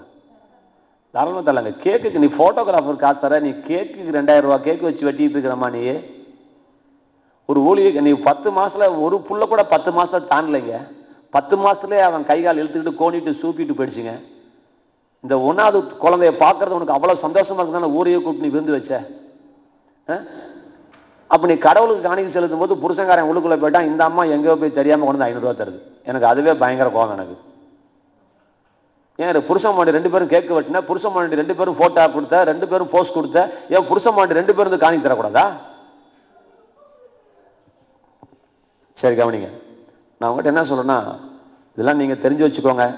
இப்படிப்பட்ட தவறுகளை நீங்க பண்ணாதீங்க. அதை தான் சொன்னேன், தடை செய்யாதேன்னு சொன்னேன். யார் தடை செய்யறா? நம்ம தடை செய்யறோம். அதெல்லாம் நான் வச்சுக்கொள்ளுங்க. இங்க வந்து ஒரு உடம்பு சரியில்லாம போகுது, இங்க வரீங்க, இங்க வந்துட்டு நேரா கோயிலுக்கு போயிட்டு மாரியாத்தா கோயிலில் விழுந்து எனக்கு இந்த வியாதி சரியா போச்சுன்னா சமயபுரத்தில் தேர் இழுக்கிறேன்னு சொல்லி வெட்டிட்டா இப்ப கத்தர் செய்யறது செய்வாரா? செய்ய மாட்டேன். நல்லா நான் வச்சுக்கொள்ளுங்க. அதெல்லாம் எடுத்து வாசிக்கணும்னு நினைச்சேன், டைம் இல்லை. என் மகிமையை விக்கிரகத்துக்கு கொடேன், என் மகிமையை வேறு ஒன்றுக்கும் கொடேன் அப்படின்னு 2 வசனம் இருக்குது. அப்ப நீ கத்தர் செய்யறத இப்ப யார் தடுக்கிறா? நீ தான் கெடுத்துக்கிற. சும்மா இருக்காம கொண்டு போய் அங்க கொண்டு போய் தலையை கொடுக்குறேன், இங்க கொண்டு போய் தலையை கொடுக்குறேன், நான் கயிறை கட்டிக்கிறேன், நான் தாயத்தை கட்டிக்கிறேன், நல்ல நேரத்தை பார்த்துக்கிறேன், ஜாதகத்தை பார்த்துக்கிறேன்னு சொல்லும் போது கத்தர் செய்யறத யாருக்கு எடுத்துக்கிட்டு இருக்கிறா? நீ வந்து உன் தலையில மண்ணள்ளி கூட்டிகிட்டு இருக்கன்னு அர்த்தம். நீ அதை பாரு, நான் வேணான்னு சொல்ல. இங்க வந்து எவர்ட்டியா கேட்ட? இப்ப செஞ்சது அதுவா இதுவா? கெடுத்துக்காதீங்க உங்களை. சரி, அப்ப இன்னொரு விஷயத்த சொல்லிட்டு, நான் நிறைய இருக்குது, அதை பத்தி நான் முழுக்க ரெக்கார்ட் பண்ணி வச்சிருக்கிறேன் துறையூர்ல. அதை வீட்டுல போய் பொறுமையா கேட்டுக்கோங்க. இங்க பண்ணக்கூடாது, இருந்தாலும் ஒரு உதாரணம் சொல்றேன், கவனிங்க. சொல்லக்கூடாது சொல்றேன், நீங்க நினைச்சீங்கன்னா என்னை மாட்டி விட்டுலாம், என்னை மாட்டி விட்டுறாதீங்க. சுத்தி வளைச்சு சொல்றேன், புரிஞ்சுக்குவீங்க. முசில்ல ஒரு அம்மா இருக்கிறாங்க, அவங்க கை நிறைய சம்பாதிக்கிறாங்க, கிட்டத்தட்ட 40,000 சம்பாதிக்கிறாங்க. அவங்க பையன் ஒரு 80,000 சம்பாதிக்கிறான், அவங்க பொண்ணு ஒரு 40,000 சம்பாதிக்குது, அவங்க வீட்டுக்காரரு கொஞ்சம் சம்பாதிக்கிறாரு. இப்ப அவங்க பையனுக்கு கல்யாணம் ஆகுது, மருமக வராங்க, அவங்க கிட்டத்தட்ட டெல்லிக்கு பக்கத்துல இருக்கிறாங்க. இப்ப வரும்போதே பயந்துகிட்டே வந்தாங்க, கரு கலைஞ்சிருன்னு சொல்லிட்டு ஃபிளைட் டிக்கெட்டை கேன்சல் பண்ணிட்டு ட்ரெயின்ல வந்தாங்க. இப்ப மறுபடியும் என்ன செய்யறாங்க, மறுபடியும் 3 மாசம் கழிச்சு கரெல்லாம் நின்றுச்சு. இப்ப ரொம்ப சந்தோஷமா போறாங்க. அப்ப ஃபிளைட்ல அனுப்பி வைக்கிறதுக்காக டிக்கெட் வந்தாச்சு. இப்ப ஃபிளைட் டிக்கெட் எவ்வளவு வரும்? குறைஞ்சது ஒரு 5000 ரூபாய் வச்சுக்கலாம். குறைஞ்சது எவ்வளவு? எங்க ஏறுறாங்க? கோயம்புத்தூர்ல ஏறுறாங்க. முசில்ல இருந்து கோயம்புத்தூருக்கு கார் வச்சாகணும். எதுல கூட்டிட்டு போகணும்?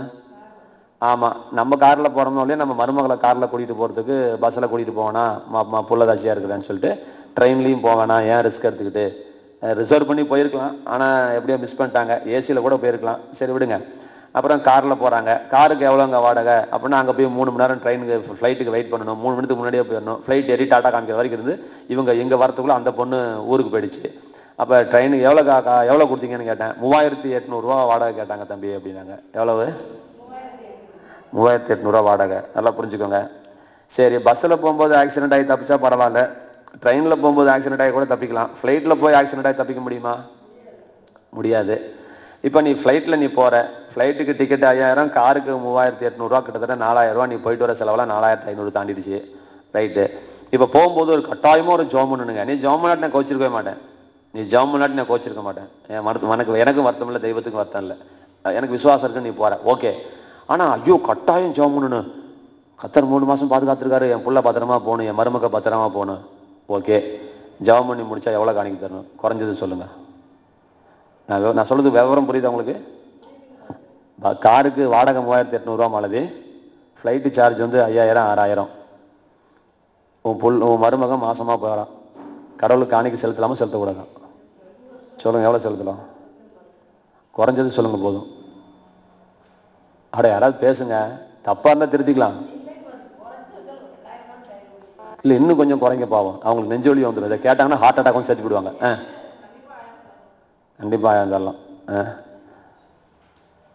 அவங்களுக்கு வந்து ரஜினியை சொல்லுவோம்ல, நான் ஒரு தடவை சொன்னா 100 தடவை சொன்ன மாதிரி, அந்த மாதிரி அவங்களுக்கு வந்து 1 ரூபா கொடுத்தா 100 ரூபா கொடுத்த மாதிரி. கேளுங்களேன், ஒரு 100 ரூபா கொடுத்துருந்தா கூட எனக்கு மன சந்தோஷப்பட்டுருங்க. 50 ரூபா கொண்டு வந்து கையில் தராங்க. இது யோசிச்சு பாருங்க, எப்படி இது என்ன கணக்குன்னு எனக்கு ஒன்றும் புரியலைங்க. எனக்கு இது வரைக்கும் புரியலைங்க. எனக்கு என்ன கணக்கில் 50 ரூபா தராங்க? அது ஏன் தப்பு தான். ரொம்ப நெருங்கி இருக்கும், சத்தியம் சொல்லாம இருக்கிறேன். இதை முசல்ல சொல்லல, ஏன்னா அந்த விசுவாசிகளுக்கு உட்காந்துட்டு இருக்குது.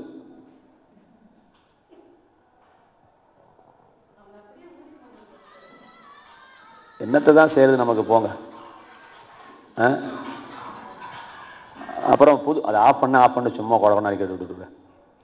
புது வருஷத்தன்னைக்கு ஒரு பொருள் காணிக்க போடுறாங்க, எல்லாரும் கையில் கொண்டு வந்து கொடுக்குறாங்க, சந்தோஷம். அவங்க என்ன செய்யறாங்க, அதை வச்சுக்கிட்டு காணிக்கை எடுக்கும்போது என்ன செய்யறாங்க, அதை போடுறாங்க. என்ன அப்படின்னா, கையில் கொடுத்தா காணிக்கையில் காசு போடணுமே. கையில் கொடுத்துட்டா காணிக்கை கோயில் என்ன பண்ணு, அதனால அத்த பெரிய டப்பாவை கொண்டு போய் அந்த காணிக்கு போய் ரவுண்டா சின்னதா எடுக்கிற பாருங்க, அதுக்குள்ள உள்ள திணிச்சு போடுறாங்க. சரி, இப்படி 100 கதைகள் இருக்குது. சரி, நான் உங்களுக்கு என்ன சொல்றேன், நீங்க இப்படி உங்களை ஆசீர்வாதத்தை இழந்துடாதீங்க. இந்த ஆண்டு வந்து கர்த்தர் உங்களை ஆசீர்வதிக்கிறேன்னு சொல்லியிருக்கிறாரு. உங்களை பெரிய தொழிலதிபர் ஆகணும்னு நான் ஜெபம் பண்ணிட்டு இருக்கிறேன். லட்சாதிபதி ஆகணும்னு ஜெபம் பண்ணிட்டு இருக்கிறேன். கோடீஸ்வரன் ஆகணும்னு ஜெபம் பண்ணிட்டு இருக்கிறேன். நீங்க மனதில் ஆசையாவது வைங்க, ஒரு அப்பார்ட்மெண்ட்டாவது கட்டி முடிக்கணும் நம்ம வாழ்க்கையில. ஒரு 4 வீடு உள்ள இந்த மாதிரியாவது ஒரு 8 வீடு உள்ள வீடாவது கட்டியாவது நம்ம என்ன செய்யணும், நம்ம வாடகை கூடுற அளவுக்கு நம்ம வளரணும். விசுவாசிங்க, எல்லா விசுவாசம் செய்யணும். நான் உங்களுக்காக ஜெபம் பண்ணிட்டு இருக்கிறேன், கேளுங்க. அது மாத்திரம் இல்ல, நீங்க உங்களுக்கு வேணும்னா ஒரு விஷயம் சொல்றேன். நீங்க போய் பெங்களூர்ல அந்த மெஜஸ்டிக் பஸ் ஸ்டாண்ட்ல போனவங்க பாருங்க, அமிதாப் பச்சன் ஒரு கடை கட்டி இருக்கிறான், ஷாப்பிங் காம்ப்ளெக்ஸ். குறைஞ்சது 1000 கடை இருக்கும். என்னங்க, மெயின் பஸ் ஸ்டாண்டுக்கு பக்கத்துல இப்படி ரவுண்டா கட்டிருக்கான், அப்படி ரவுண்டா அந்த கடை. ஒரு அடுக்குக்கு 100 120 கடைக்கு மேல இருக்கும். 10 அடுக்குக்கு மேல கட்டியிருக்கான் சார், ஷாப்பிங் காம்ப்ளெக்ஸ். இந்த குளித்தல பஸ் ஸ்டாண்டு பக்கத்துல ஒரு கடையை நீங்க கேட்டீங்கன்னா அட்வான்ஸ் எவ்வளவு சொல்லுவான், லட்சக்கணக்கில் சொல்லுவான். பெங்களூர் மெஜஸ்டிக்ல எவ்வளவு கேட்பான் பார்த்துக்கோங்க. 1000 கடை. நான் சொல்றது போயினா யாரோனா போன் அடிச்சு கேளுங்க, எத்தனை கடைன்னு கேளுங்க. மெஜஸ்டிக்ல எத்தனை கடைன்னு முதல் கேளுங்க. அப்ப அமிதாப் பச்சன் கட்டி இருக்கிறான், அவனுக்கு இருக்குது கட்டணான்னு சொல்லாதீங்க. உள்ளவனை வெட்கப்பட்டுதான் கட்ட நம்மளை தெரிஞ்சிருக்கிறார். ஷாப்பிங் காம்ப்ளெக்ஸ் கட்டணும். எத்தனை கோடி ரூபாய் போனாலும் சரி, நிலத்தை வாங்கி போட்டு அங்க ஒரு வீடு கூட கட்டக்கூடாது. கடை கடை கடை கடை கடை கடை கட்டி விட்டோம்னா இன்னைக்கு இல்ல நாளைக்கு அந்த இடம் முழுக்க ரொம்ப அது ஒரு பெரிய ஷாப்பிங் காம்ப்ளெக்ஸ். ஆமான், ஊரோட மைய பகுதியில் வாங்கணும் நிலத்தை. நீங்க திட்டம் போடுங்க, நீங்க ஆசைப்படுங்க, தேவன் உங்களை செய்ய வாஞ்சிக்கிறார். ஒவ்வொரு நாளும் சொல்லிட்டு இருக்கேன், நீ சம்பளம் வாங்கக்கூடாது, சம்பளம் வாங்கக்கூடாது, நீ சம்பளம் கொடுக்கணும், சம்பளம் கொடுக்கணும்னு உங்களுக்காக நாங்க ஜெபம் பண்ணிட்டு இருக்கிறோம். நீங்களும் பிளான் பண்ணுங்க, நாங்க கர்த்தரும் பிளான் பண்ணிட்டாரு. நீங்க பிளான் பண்ணனால தான் ஒத்து போகாம இருக்கு. அவர் ஏற்கனவே பிளான் வச்சுட்டாரு. உலக தோட்டத்துக்கு முன்பதாகவே அவர் பிளான் பண்ணிட்டாரு. அவர் ப்ளூ பிரிண்ட் போட்டார். நம்ம ப்ளூ பிரிண்ட் தான் மேட்ச் ஆகல. அதை நம்ம என்ன செய்யணும்? அவரோட ஒத்து போங்க, கர்த்தர் ஆசீர்வதிப்பார்னு சொன்னா, நீ 5 ரூபா 10 ரூபாயும் காணி கொடுத்துட்டு இருந்தா எப்படிங்க தரிசனம் நடக்கும்? ஏங்க எப்படிங்க தரிசனம் நடக்கும்? உங்ககிட்டயும் நான் சொல்றேன் கேளுங்க. 2012 விட 2013 உங்கள் காணிக்கையின் அளவு தயவு செய்து குறைஞ்சபட்சம் சொல்ல, நீங்க எவ்வளவு போடுங்க, 5 ரூபா சேர்த்து போடுங்க. நான் ரொம்ப சொல்லல, ஏன்னு கேளுங்க.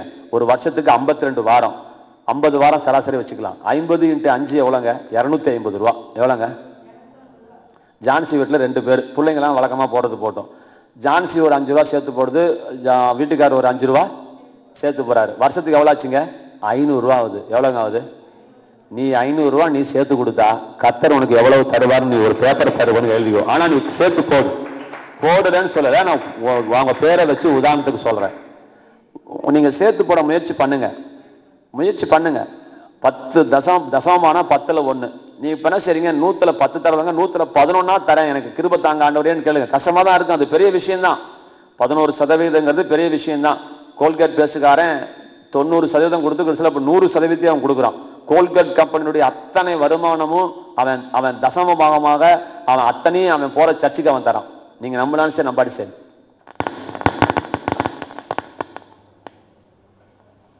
சரி, கவனிங்க.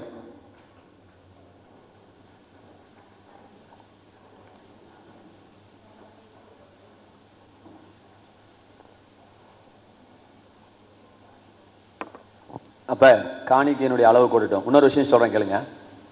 புது வருஷத்துக்கு சிறப்பு காணிக்கை போடுங்கன்னு சொன்னா, துறையூர்ல போய் உட்காந்துட்டு இருக்கிறேன். அதை ஏன் கன்றாவதி கத்தர் என் கண்ணில் காமிச்சு கொடுத்தாரோ தெரியல, படுவேதனையா இருக்கு. 20 ரூபா நோட்டை ஒரு அம்மா போட்டுட்டு 10 ரூபாய்க்கு 5 நிமிஷம் நிக்குது. அதாவது புது விசுவாசினா கூட பரவாயில்ல, பல விசுவாசி தான். இதுதான் கொடுமை. அது கொசு கடிக்கணும், என்ன செய்யறது? கத்தர் தான் ரத்தம் கொடுக்கணும். சரி, கவனிங்க. ரத்தம் போனா ரத்தம் வந்துடும், வியாதி வராம தான். ரைட்டு, கவனிங்கம்மா. என்ன சொல்ல புரியுதுங்களா? 20 ரூபாய போட்டுட்டு நான் தலையால அடிச்சுக்கிட்டு இருக்கிறேன். ஒரு நாள் வருமானத்தை நினைச்சு நீ, ஐயா நானும் அனாத பணம் வாங்குறேன் ஐயா. சரி, அதையாவது 30ஆல வகு. என்னம்மா, என்ன அநியாயமா இருக்கா? என்ன ஜான்சி கணக்கு 33 ரூபா வச்சுக்கோ. 30 ரூபா வச்சுக்கிட்ட 30 900 ஆச்சு. இன்னொரு 100 ரூபா மிச்சம் இருக்குது. அதில் ஒரு 3 ரூபா 33 ரூபா வரும். ஒரு வார்த்தைக்கு சொல்ல வரேன். அதையாவது ஒரு காணிக்கை போட்டுக்கலாம்ல. நீ 20 ரூபா போட்டு 10 ரூபா நோண்டிட்டு இருக்கிற. அப்ப என்ன தெரிஞ்சுக்கிட்டோம் அப்படின்னா, இதை விட கொடுமை பாருங்க. இன்னொரு வேதனை, இவ்வளோண்டு வெள்ளிங்க. எவ்வளோங்க? அதை பாராட்டுறதா திட்டுறதான்னு தெரியல. அது கொலுசுனுடைய ஒரு பகுதி, முத்துக்கித்து ஒன்றும் இல்லை. நான் வெள்ளி போடுன்னு சொன்னதுக்காக அந்த வெள்ளியை போட்டிருக்காங்க காணிக்கை. அதை 2 ரூபாய்க்கு கூட கடையில் வாங்க மாட்டோம்.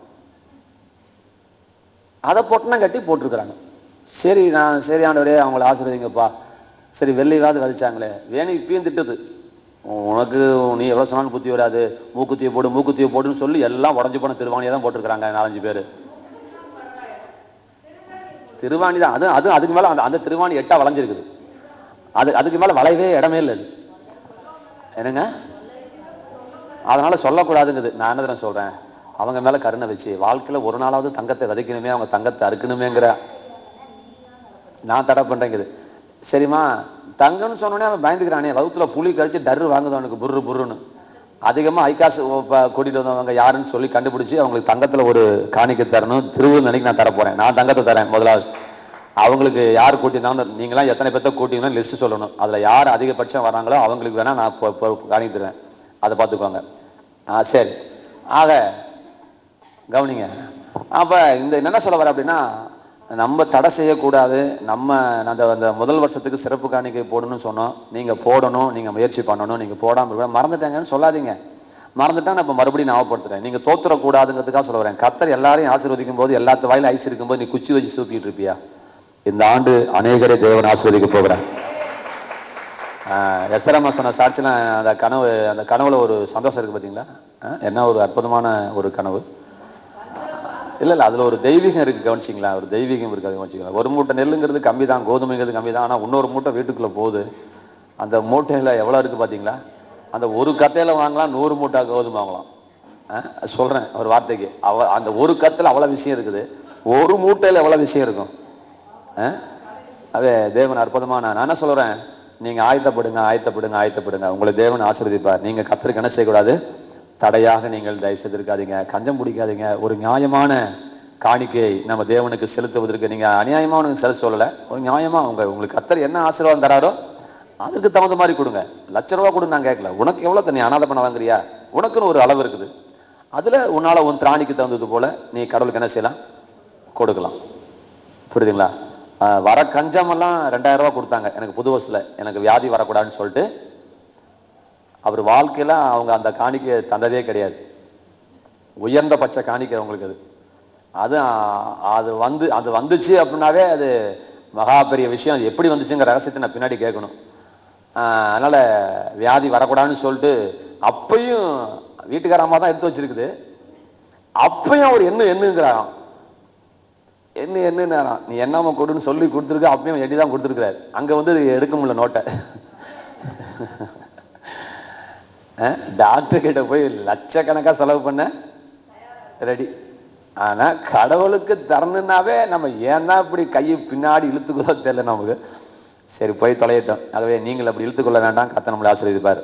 2வது தீர்க்கதரிசனம் என்ன தெரியுங்களா? இந்த ஆண்டு பெருக்கத்தின் ஆண்டு. முதல் வசனத்துக்கு அர்த்தம் சொல்லாம போயிட்டேன், மன்னிச்சுக்கோங்க. ஏன்னா வார்த்தையா சொல்றேன். முதல் ஆண்டு என்னன்னா ரெக்கார்ட் பிரேக்கிங் ஆண்டு. சொல்லுங்க. ஏன்னா புள்ளையே பிறக்காதுன்னு ரெக்கார்ட் பண்ணிட்டான்ல, சர்டிபிகேட் கொடுத்துட்டான்ல. உன்னால வீடே கட்ட முடியாது, உன் புருஷன் திருந்தவே மாட்டான், உன் புருஷன் குடிய விடவே மாட்டான், என் புருஷன் சபைக்கே வரமாட்டான் அப்படின்னு பிசாசு என்னென்னலாம் ரெக்கார்ட் பண்ணியிருக்குதோ, the year of record breaking என்று எழுதி கொள்ளுங்க. 2வது த இயர் ஆஃப் இன்க்ரீசிங், பெருக்கத்தின் ஆண்டு. ஏற்கனவே பிசாசு சொன்ன ரெக்கார்டை உடைக்கிற ஆண்டு. கைகளை தட்டி நடி செலுத்துங்க. இந்த ஆண்டை கர்த்தர் ரெக்கார்ட் பண்ண போகிறார். புதிய ரெக்கார்டுகளை கர்த்தர் உருவாக்க போகிறார். ஏற்கனவே அவன் என்னெல்லாம் முடியாதுன்னு சொல்லியிருந்தானோ அது ஒன்றன் பின் ஒன்றாக கர்த்தர் அந்த ரெக்கார்டை பிரேக் பண்ண போகிறார். ரெக்கார்ட் பிரேக் நடக்க போகுது. ரெக்கார்ட் பிரேக்கிங்கை கர்த்தர் செய்ய போகிறார். 3வது ஏற்கனவே சொன்ன தீர்க்கதரிசனம், இருந்தாலும் மறுபடியும் நான் சொல்றேன். அதை வாசிப்போம். 2 வசனம், கடைசி 2 வசனம் வாசி முடிப்போம். ஏசாயா 54 வாசிப்போம். இதோன்னு என்ன அர்த்தங்க? மாலதி என்ன அர்த்தம்? இருமா அது சொல்லட்டும். நீதான் மாலதியா? யோசிக்கிறியா மாலதி? அப்புறம் இதோன்னா யோசிக்கிறியா? இதோன்னு என்ன? கவனின்னு அர்த்தம். பிஹோல்ட் அப்படின்னு அர்த்தம் இங்கிலீஷ்ல. கேஸ், லிசன், லுக் அப்படின்னு அர்த்தம். அதனால நல்லா கவனி அப்படின்னு அர்த்தம். அப்ப அவரு ஆண்டவரே கவனினா கொஞ்சமாவது கவனிக்கலாமா? வேணாமா? கவனிக்கலாமா? அதனால தூங்குறவங்களும் பிடிச்சிக்கோங்கன்னு அர்த்தம், வேற ஒன்றும் இல்லை. ரைட். இதோ இது நான் சொல்ற வார்த்தை இல்ல, நல்லா கவனிச்சுக்கணும். உனக்கு விரோதமாய் ஒரு கூட்டம் கூடினால், அது என்னாலே கூடுகிற கூட்டம் அல்ல. எவர்கள் உனக்கு விரோதமாய் கூடுகிறார்களோ அவர்கள் உன் பட்சத்தில் வருவார்கள். என்னடா அதுக்குள்ள என்ன இருந்துச்சு? என்னடா அது? அதுக்குள்ள ஒரு இதையும் கவனி. ரொம்ப நேரம் ஆச்சேன்னு விட்டுறாத. இதோ இதையும் கவனி. அப்படின்னா இந்த கொல்லப்பட்டல் என்ன செய்யறான்? கரியை போட்டு ஊதுவானுக்கு. இப்பதான் அப்படி அடிக்கிற டைப்பு. அப்போ ஊதுற ஸ்டைல். அது காத்துக்க முடியாது. அப்பெல்லாம் ஆண்டவர் சொல்ற காலத்துல ஊதுற ஸ்டைல். குழாயை வச்சுக்கிட்டு என்ன செய்வாங்க? அடுப்புங்கரை ஊதுறம் இல்ல. இப்போ உங்க பிள்ளைங்கிட்ட போய் ஊதாங்குழலாம் கேளுங்க, தெரியுமா? இப்ப லைட்டர் ஊதாங்குழலா அது எப்படி இருக்கும்? ஊதி பார்த்தவனுக்குள்ள தெரியும். கண்ணு வீங்கி கண்ணுனால ஊதி கண்ணில் புகை வந்துடும். புஷ்கணும். ஐயோன்னு வாயெல்லாம் அப்படிங்க ஊதுறதுக்குள்ள வாய்க்குள்ளே புகை வந்துடும். வாயை வயிற்றுக்குள்ள போயிடும். அது ஊதுனால தெரியும். அடுப்பத்தை வச்சுட்டு கண்ணெல்லாம் எரியறதுக்கு. ரைட்டு. இப்ப பாருங்க, கரி நெருப்பை ஊதி தன் கிரியைக்கான ஆயுதத்தை உண்டு பண்ணுகிற கொல்லனையும் நான் சிசித்தேன். கெடுத்து நிக்கிரகமாக்குகிற மறுகொல்லனையும் நான் சிருஷித்தேன். அதனால உனக்கு விரோதமாய் உருவாக்கப்படும் எந்த ஆயுதமும் வாய்க்காதே போகும் என்று கர்த்தர் சொல்லுகிறார். கைகளை தட்டி நன்றி சொல்லுங்க.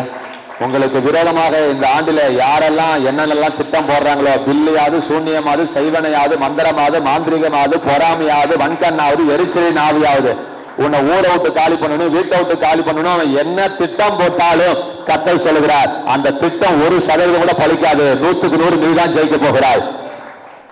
வாசிங்க, தொடர்ந்து வாசிங்க. உனக்கு விரோதமாய் நியாயத்தில் எழும்பும் எந்த நாவையும் நீ குற்றப்படுத்துவாய். இது கர்த்தருடைய ஊழியக்காரரின் சுதந்திரமும் என்னால் அவர்களுக்கு உண்டாகும் நீதியுமாய் இருக்கிறது என்று யார் சொல்றா? என்று கர்த்தர் சொல்லுகிறார். என்று கர்த்தர் சொல்லுகிறார். உன் எதிரிகளின் ஆயுதங்கள் வாய்க்காதே, உன் பகைவர்களின் கூட்டங்கள் நிலைக்காதே அப்படிங்கிறார். என்று கர்த்தர் உன்னை பகைப்போர் உன் சார்பில் மாறுவார்கள் அப்படிங்கிறார். நான் சொல்றேன், இந்த ஆண்டு நம்ம சபைக்கு தீர்க்க தரிசனம், சபையை விட்டு சபை போனவங்க, பின்மாறி போனவங்களை கர்த்தர் நேரத்துல கொண்டு வருவார். கைகளில் தட்டி நன்றி சொல்லுங்க. கர்த்தர் கொண்டு வருவார். உனக்கு விரோதமாய் ஒரு கூட்டம் கூடினால் அது உனக்கு விரோதமாய் கூடின கூட்டம் அல்ல, உன்னை பகைப்போர் உன் சார்பில் வருவார்கள் என்று கர்த்தர் சொல்லுகிறார். உனக்கு விரோதமாக அநியாயத்தில் அல்ல, நியாயத்தில் எழும்புகிற எந்த நாவையும் நீ குற்றப்படுத்துவாய். இது என் ஊழியக்காரனுக்கு நான் தருகிற சுதந்திரம். ஊழியக்காரனா பிரசங்கம் பண்றோம் இல்ல, என்னைக்கெல்லாம் நீங்க ஆத்துமாத்து ஜெபம் பண்ண ஆரம்பிச்சீங்களோ அன்னைக்கே நீங்கள் ஊழியக்காரனா நீங்கள் மாற ஆரம்பித்திருக்கிறீர்கள். ஊழியம் என்பது கர்த்தரை அறியாதவனை கர்த்தரை அறிய வைக்குவதற்கு என்னென்ன முயற்சி எடுக்கிறாயோ அதன் பெயர் ஊழியம். அந்த விஷயத்துல நம்ம எல்லாரும் ஊழியம் பண்ணிருக்கிறோம். நம்ம எல்லாரும் ஊழியக்காரங்களா மாறி இருக்கிறோம். ஒரு கிழவி கூட பக்கத்து வீட்டு கிளைய வாயா உனக்கு நெத்து வயிற்று ஏன் கஷ்டப்படுறா வா அப்படின்னு சொல்லும் போது அவங்க யார் வேலையை செய்யறாங்க? கர்த்தருடைய ஊழியத்தை செஞ்சிருக்கிறாங்க. அவங்க கர்த்தருடைய ஊழியக்காரங்க. கர்த்தருடைய ஊழியம் செஞ்ச அத்தனை பேத்துக்கு ஒரு கிஃப்ட் கர்த்தர் தருகிறார். அது என்ன கிஃப்ட்னா, உனக்கு விரோதமா ஒருத்தன் நியாயத்தை பேசுறான். அவன் பேசுறது நியாயம். அவன் பேசுறது யாருங்க? நல்லா நினைச்சுக்கோளுங்க, இதை மறந்துடாதீங்க. நீங்க அவன் பேசுறது நியாயம். உனக்கு விரோதமா நியாயத்தை பேசுறான். கர்த்தர் சொல்றாரு, பயப்படாத, அவன் நியாயத்தை தான் பேச முடியும். ஆனா கடைசியா வெக்கப்பட்டு போறது யார் தெரியுமா? அவனே வெக்கப்பட்டு போற மாதிரி அந்த நாவை நீ குற்றப்படுத்துவாய். கை தட்டுங்கள. அதாங்க கர்த்தருடைய பெரிய கிஃப்டே. அதாங்க நீங்க போய் ஒரு ஊழியக்காரன் போய் குற்றப்பட்டு போய் பேசி பாருங்க. நீங்க மூஞ்ச கரியப்பிட்டு வருவதாலே அவன் கரியாப்ப மாட்டான். எந்த ஊழியக்காரனா போய் பேசுங்க, எங்கிட்ட மாத்திரம் இல்ல, எவங்கிட்ட போய் பேசுங்க. அவனை போய் தப்புன்னு பேச பாருங்க. கடைசியில கரியப்பிட்டு தலை குனிஞ்சு நிக்க போது அவன் கிடையாது, அங்கேயே நீ வெக்கப்பட்டு வருவ. நான் வச்சுக்கோங்க. இது ஊழியக்காரங்களுக்காக தேவன் தருகிற வாக்குத்தத்தம். சரி, இப்ப என்ன தீர்க்கதரிசனம்? 3வது தீர்க்கதரிசனம் என்னன்னா, இதுக்கு என்ன பேர் வைக்கணும்னு தெரியல, நான் சொல்றேன். அது என்னங்க? கரிநெறிப்பை ஊதி தன் கிரியைக்கான ஆயுதத்தை உண்டு பண்ணுகிற கொல்லன் அப்படின்னா, இந்த அம்மாவை கொல்றதுக்கு நானும் வேணியும் பிளான் பண்ணி என்ன செய்யறோம்? இரும்பு வாங்கி திருப்பாச்சி செலவால போய் வெட்டலாம். வாங்கிட்டு வந்து அமாவாசை கொடுத்துக்கு முடிஞ்சு வரும்பொழுது ஒரே வெட்டா வெட்டிடலான்னு ஒரு பிளான் பண்ணி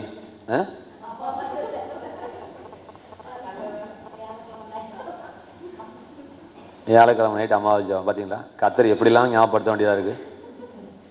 வியாழக்கிழமை அமாவாசை ஜெபம் என் வாயில வருது பாரு, அமாவாசை ஜெபம். சரி, இது ஒரு எனக்குள்ள ஒரு விசேஷம் இருக்குது. வீட்டை விட்டு அவசரமாக காரை விட்டு கிளம்புவான். வேணியை அதை எடுத்துக்கிட்டியான்னு கேட்பேன். கரெக்டாக அதை எடுத்துகிட்டு வராமல் இருக்கும். கரெக்டாக அதை மிஸ் ஆகிருக்கும். எனக்கு கரெக்டாக என் வாயில அந்த வார்த்தை வரும். அது ஒரு பெரிய அற்புதம். எனக்கே சந்தோஷம். நானே சந்தோஷப்படுவேன். அப்பா இவ்வளோ பெரிய தீர்க்கதரிசி வச்சிருக்கேப்பா. நீங்களும் தீர்க்கதரிசி தான். நீங்கள் யார்ட்டாவது பேசும்போது உங்கள் வாயில என்ன வருதோ விளையாட்ட நினச்சிக்காதீங்க. அது உங்களுக்கு தெரியாது. அது அவன் நெஞ்சே உடைக்கக்கூடிய தீர்க்க தரிசன வார்த்தையாக இருக்கும். நீங்க நினைக்காதீங்க, நீங்க என்னைக்கு கர்த்தருக்காக உங்க வாயை திறக்கிறீங்களோ அன்னைக்கு அவருடைய வேலை உங்க வாயில. சும்மா நீங்க ஜெபிச்சு பாருங்களேன். ஜெபிக்கும் போது ஃப்ரீயா விட்டுருங்க உங்க வாயை. நீங்களே ஒரு வட்டம் போட்டு ஜெபிச்சிங்கன்னா கர்த்தர் வர முடியாது. கொஞ்சம் ஃப்ரீயா விட்டீங்கன்னா அந்த ரகசியத்தை அப்படியே உங்க வாயில போட்டுருவார். வேற ஒண்ணும் இல்லை விஷயமே. அவங்க ஹார்ட் அப்படியே வெளிப்படுத்துறாரு ஆண்டவர். நீங்க அவரை எதிர்பார்க்காம நீங்க ஜெபம் பண்ணாலும் அந்த ரகசியம் புலப்பட மாட்டேங்குது. ஆண்டவரே இப்ப நீங்க பேசுங்கன்னு சொல்லிட்டு கொஞ்சம் சோத்திரம் சோத்திரம் சோத்திரம் சோத்திரம்னீங்கன்னாவே அந்த அந்த அந்த பாயிண்ட்ஸ் வர ஆரம்பிக்கும். உங்க மனதை திறந்திருந்தாவே ஒருத்தங்களுக்காக ஜெபிக்கும் போது அந்த ரகசியம் வெளியே வரும். நீங்க ஜெபம் பண்ணி பழகுங்க. கர்த்தர் இந்த வருஷத்துல உங்களுக்கு வல்லமை வரங்களை தரட்டும். நீங்க ஜெபம் பண்ணும்போது அப்படியே ரகசியங்களை அப்படியே கொப்பளிச்சுக்கிட்டு வரணும். நீங்க வாயை திறந்தா அந்த தீர்க்க தரிசனமா மாறணும். எவன் பயப்படணும் இல்லையா, உங்க வீட்டுல முதல் பயப்படணும். இந்த அம்மா கிட்ட பேச முடியல, இவங்கிட்ட பேச முடியல, இனி வாயை தந்து சொல்றாத, நடந்து தொலையுது. என்கிட்ட பழங்கணுங்களுக்கு தெரிஞ்சிருக்கோம், சில பேருக்கு தெரியாது. எங்கிட்ட ரொம்ப பழங்கணுங்களுக்கு தெரியும். நான் வாயை திறந்து என்ன செய்யக்கூடாது, நான் நீ வாயை திறக்காதையா, நீ சொல்லாதையா அப்படிம்பாங்க. ஏன்னா அது அவ்வளவுதான், அது அப்படியே ஆணி அடிச்ச மாதிரி நடந்து தொலைஞ்சிரும். அதனால உன் வாயால சொல்லாத, உன் வாயால சொல்ல நான் இப்படி இருக்கிறேன் அப்படிம்பாங்க. அவே நம்ம வாயிலிருந்து வரக்கூடிய தீர்க்க தரிசனமா மாறணும். சரி, இப்ப என்ன செய்யறான், அந்த அமாவாசை ஜபம் வியாழக்கிழமை வந்துருங்க, இந்த திருப்பாச்சருவா செய்யலான்னு சொல்லிட்டு நானும் வேணி எங்க போறோம், கடைக்கு போறோம். கடைக்கு போனா புது கடை எங்க திருச்சியில பாலக்கரையில் வச்சிருக்காங்க இல்லைங்களா, பழைய இரும்பு கடையில.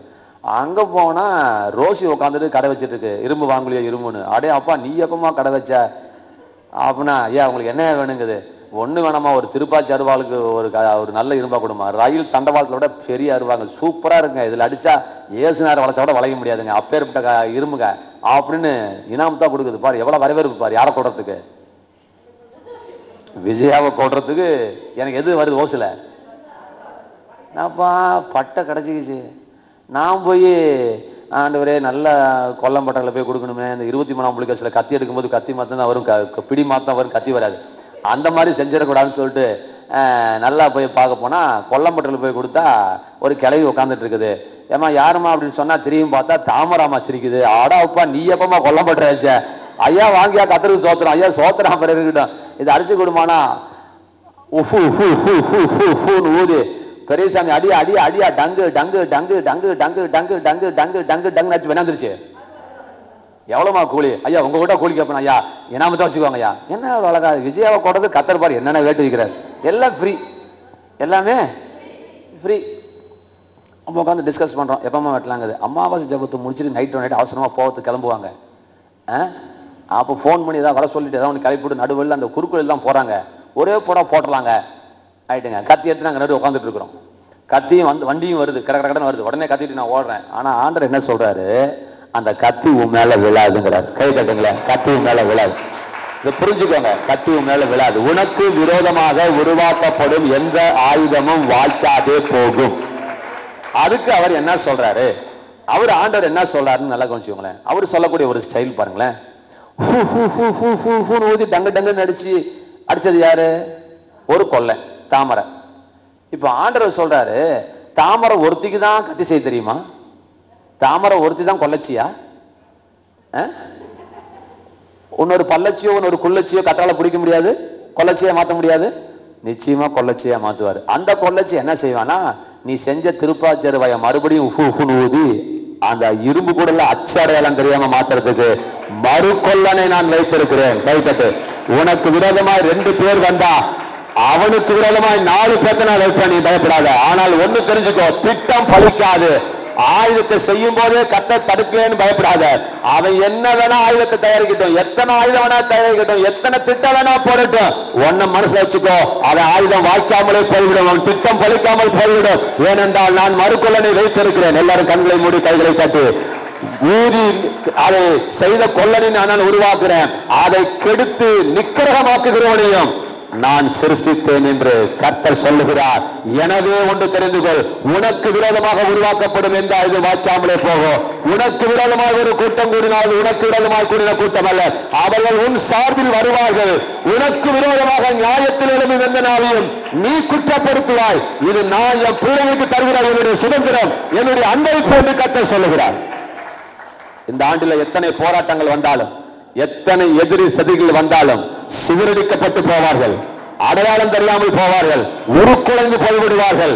கர்த்தருடைய வல்லமை இறங்கும், கர்த்தருடைய அபிஷேகம் இறங்கும். கர்த்தர் பகிரங்கமாக இலக்கால் கிரியை செய்வார். நீ வெட்கப்பட மாட்டாய், நீ வெட்கப்பட மாட்டாய், நீ தலை நிமிர்ந்து நடப்பாய். தோல்வி உனக்கு இல்லை. இந்த ஆண்டு வெற்றியின் ஆண்டு, எதிரியுடைய திட்டங்களை தவிடுபொடியாக்குகிற ஒரு ஆண்டு. நன்றி ஆண்டவரே, நன்றி. நம்ம எல்லாரும் எழுந்து நிற்போம், ஒரு 5 நிமிஷம் இந்த பாடலை பாடி, நான் சொன்ன அத்தனையும் இந்த பாடல வருகிறது. உணர்ந்து பாடுங்க. கர்த்தருடைய வல்லமை உங்க மேல இறங்கி வரட்டும். பிள்ளை பெறாத மலடியே, பிள்ளைக்காக நீங்க சொல்லல, எதெல்லாம் நீங்க மலடா இருக்கிறீங்களோ, சமாதானம் இல்லாம, சந்தோஷம் இல்லாம, வீடு இல்லாம, எத்தனையோ விஷயத்துல நீங்க மலடா இருக்கலாம். பயப்படாதீங்க. இந்த வருஷத்துல நீங்க நிச்சயமாய் ஆவிக்குரிய பிள்ளைகளையும் எழுத்துக்குரிய பிள்ளைகளையும் நீங்கள் எழுத்துக்குரிய ஆசீர்வாதங்களையும் பெற்றெடுக்க போகிறீர்கள். பிள்ளை பெறாத மலடியே, சந்தோஷமாய் தீர்க்க தரிசனத்தை உணர்ந்து புது வருஷத்துல கட்சியில் இருக்கிற மாதிரி நினைச்சுக்கோங்க. கர்த்தர் உங்களுக்கு சொன்ன தீர்ப்பு சந்தோஷமாய் பெற்றுக் கொண்டு திரும்புங்க. பிள்ளை பெறாத மலடியே மகிழ்ந்து பாடுது, கற்ப வேதனை படாதவளே கம்பீரமாய் பாடிடு. பிள்ளை பெறாத மலரிலே மகிழ்ந்து பாடிடு. கற்ப வேதனை படாதவளே கம்பீரமாய் பாடிடு. ஆனந்த சத்தமிடு.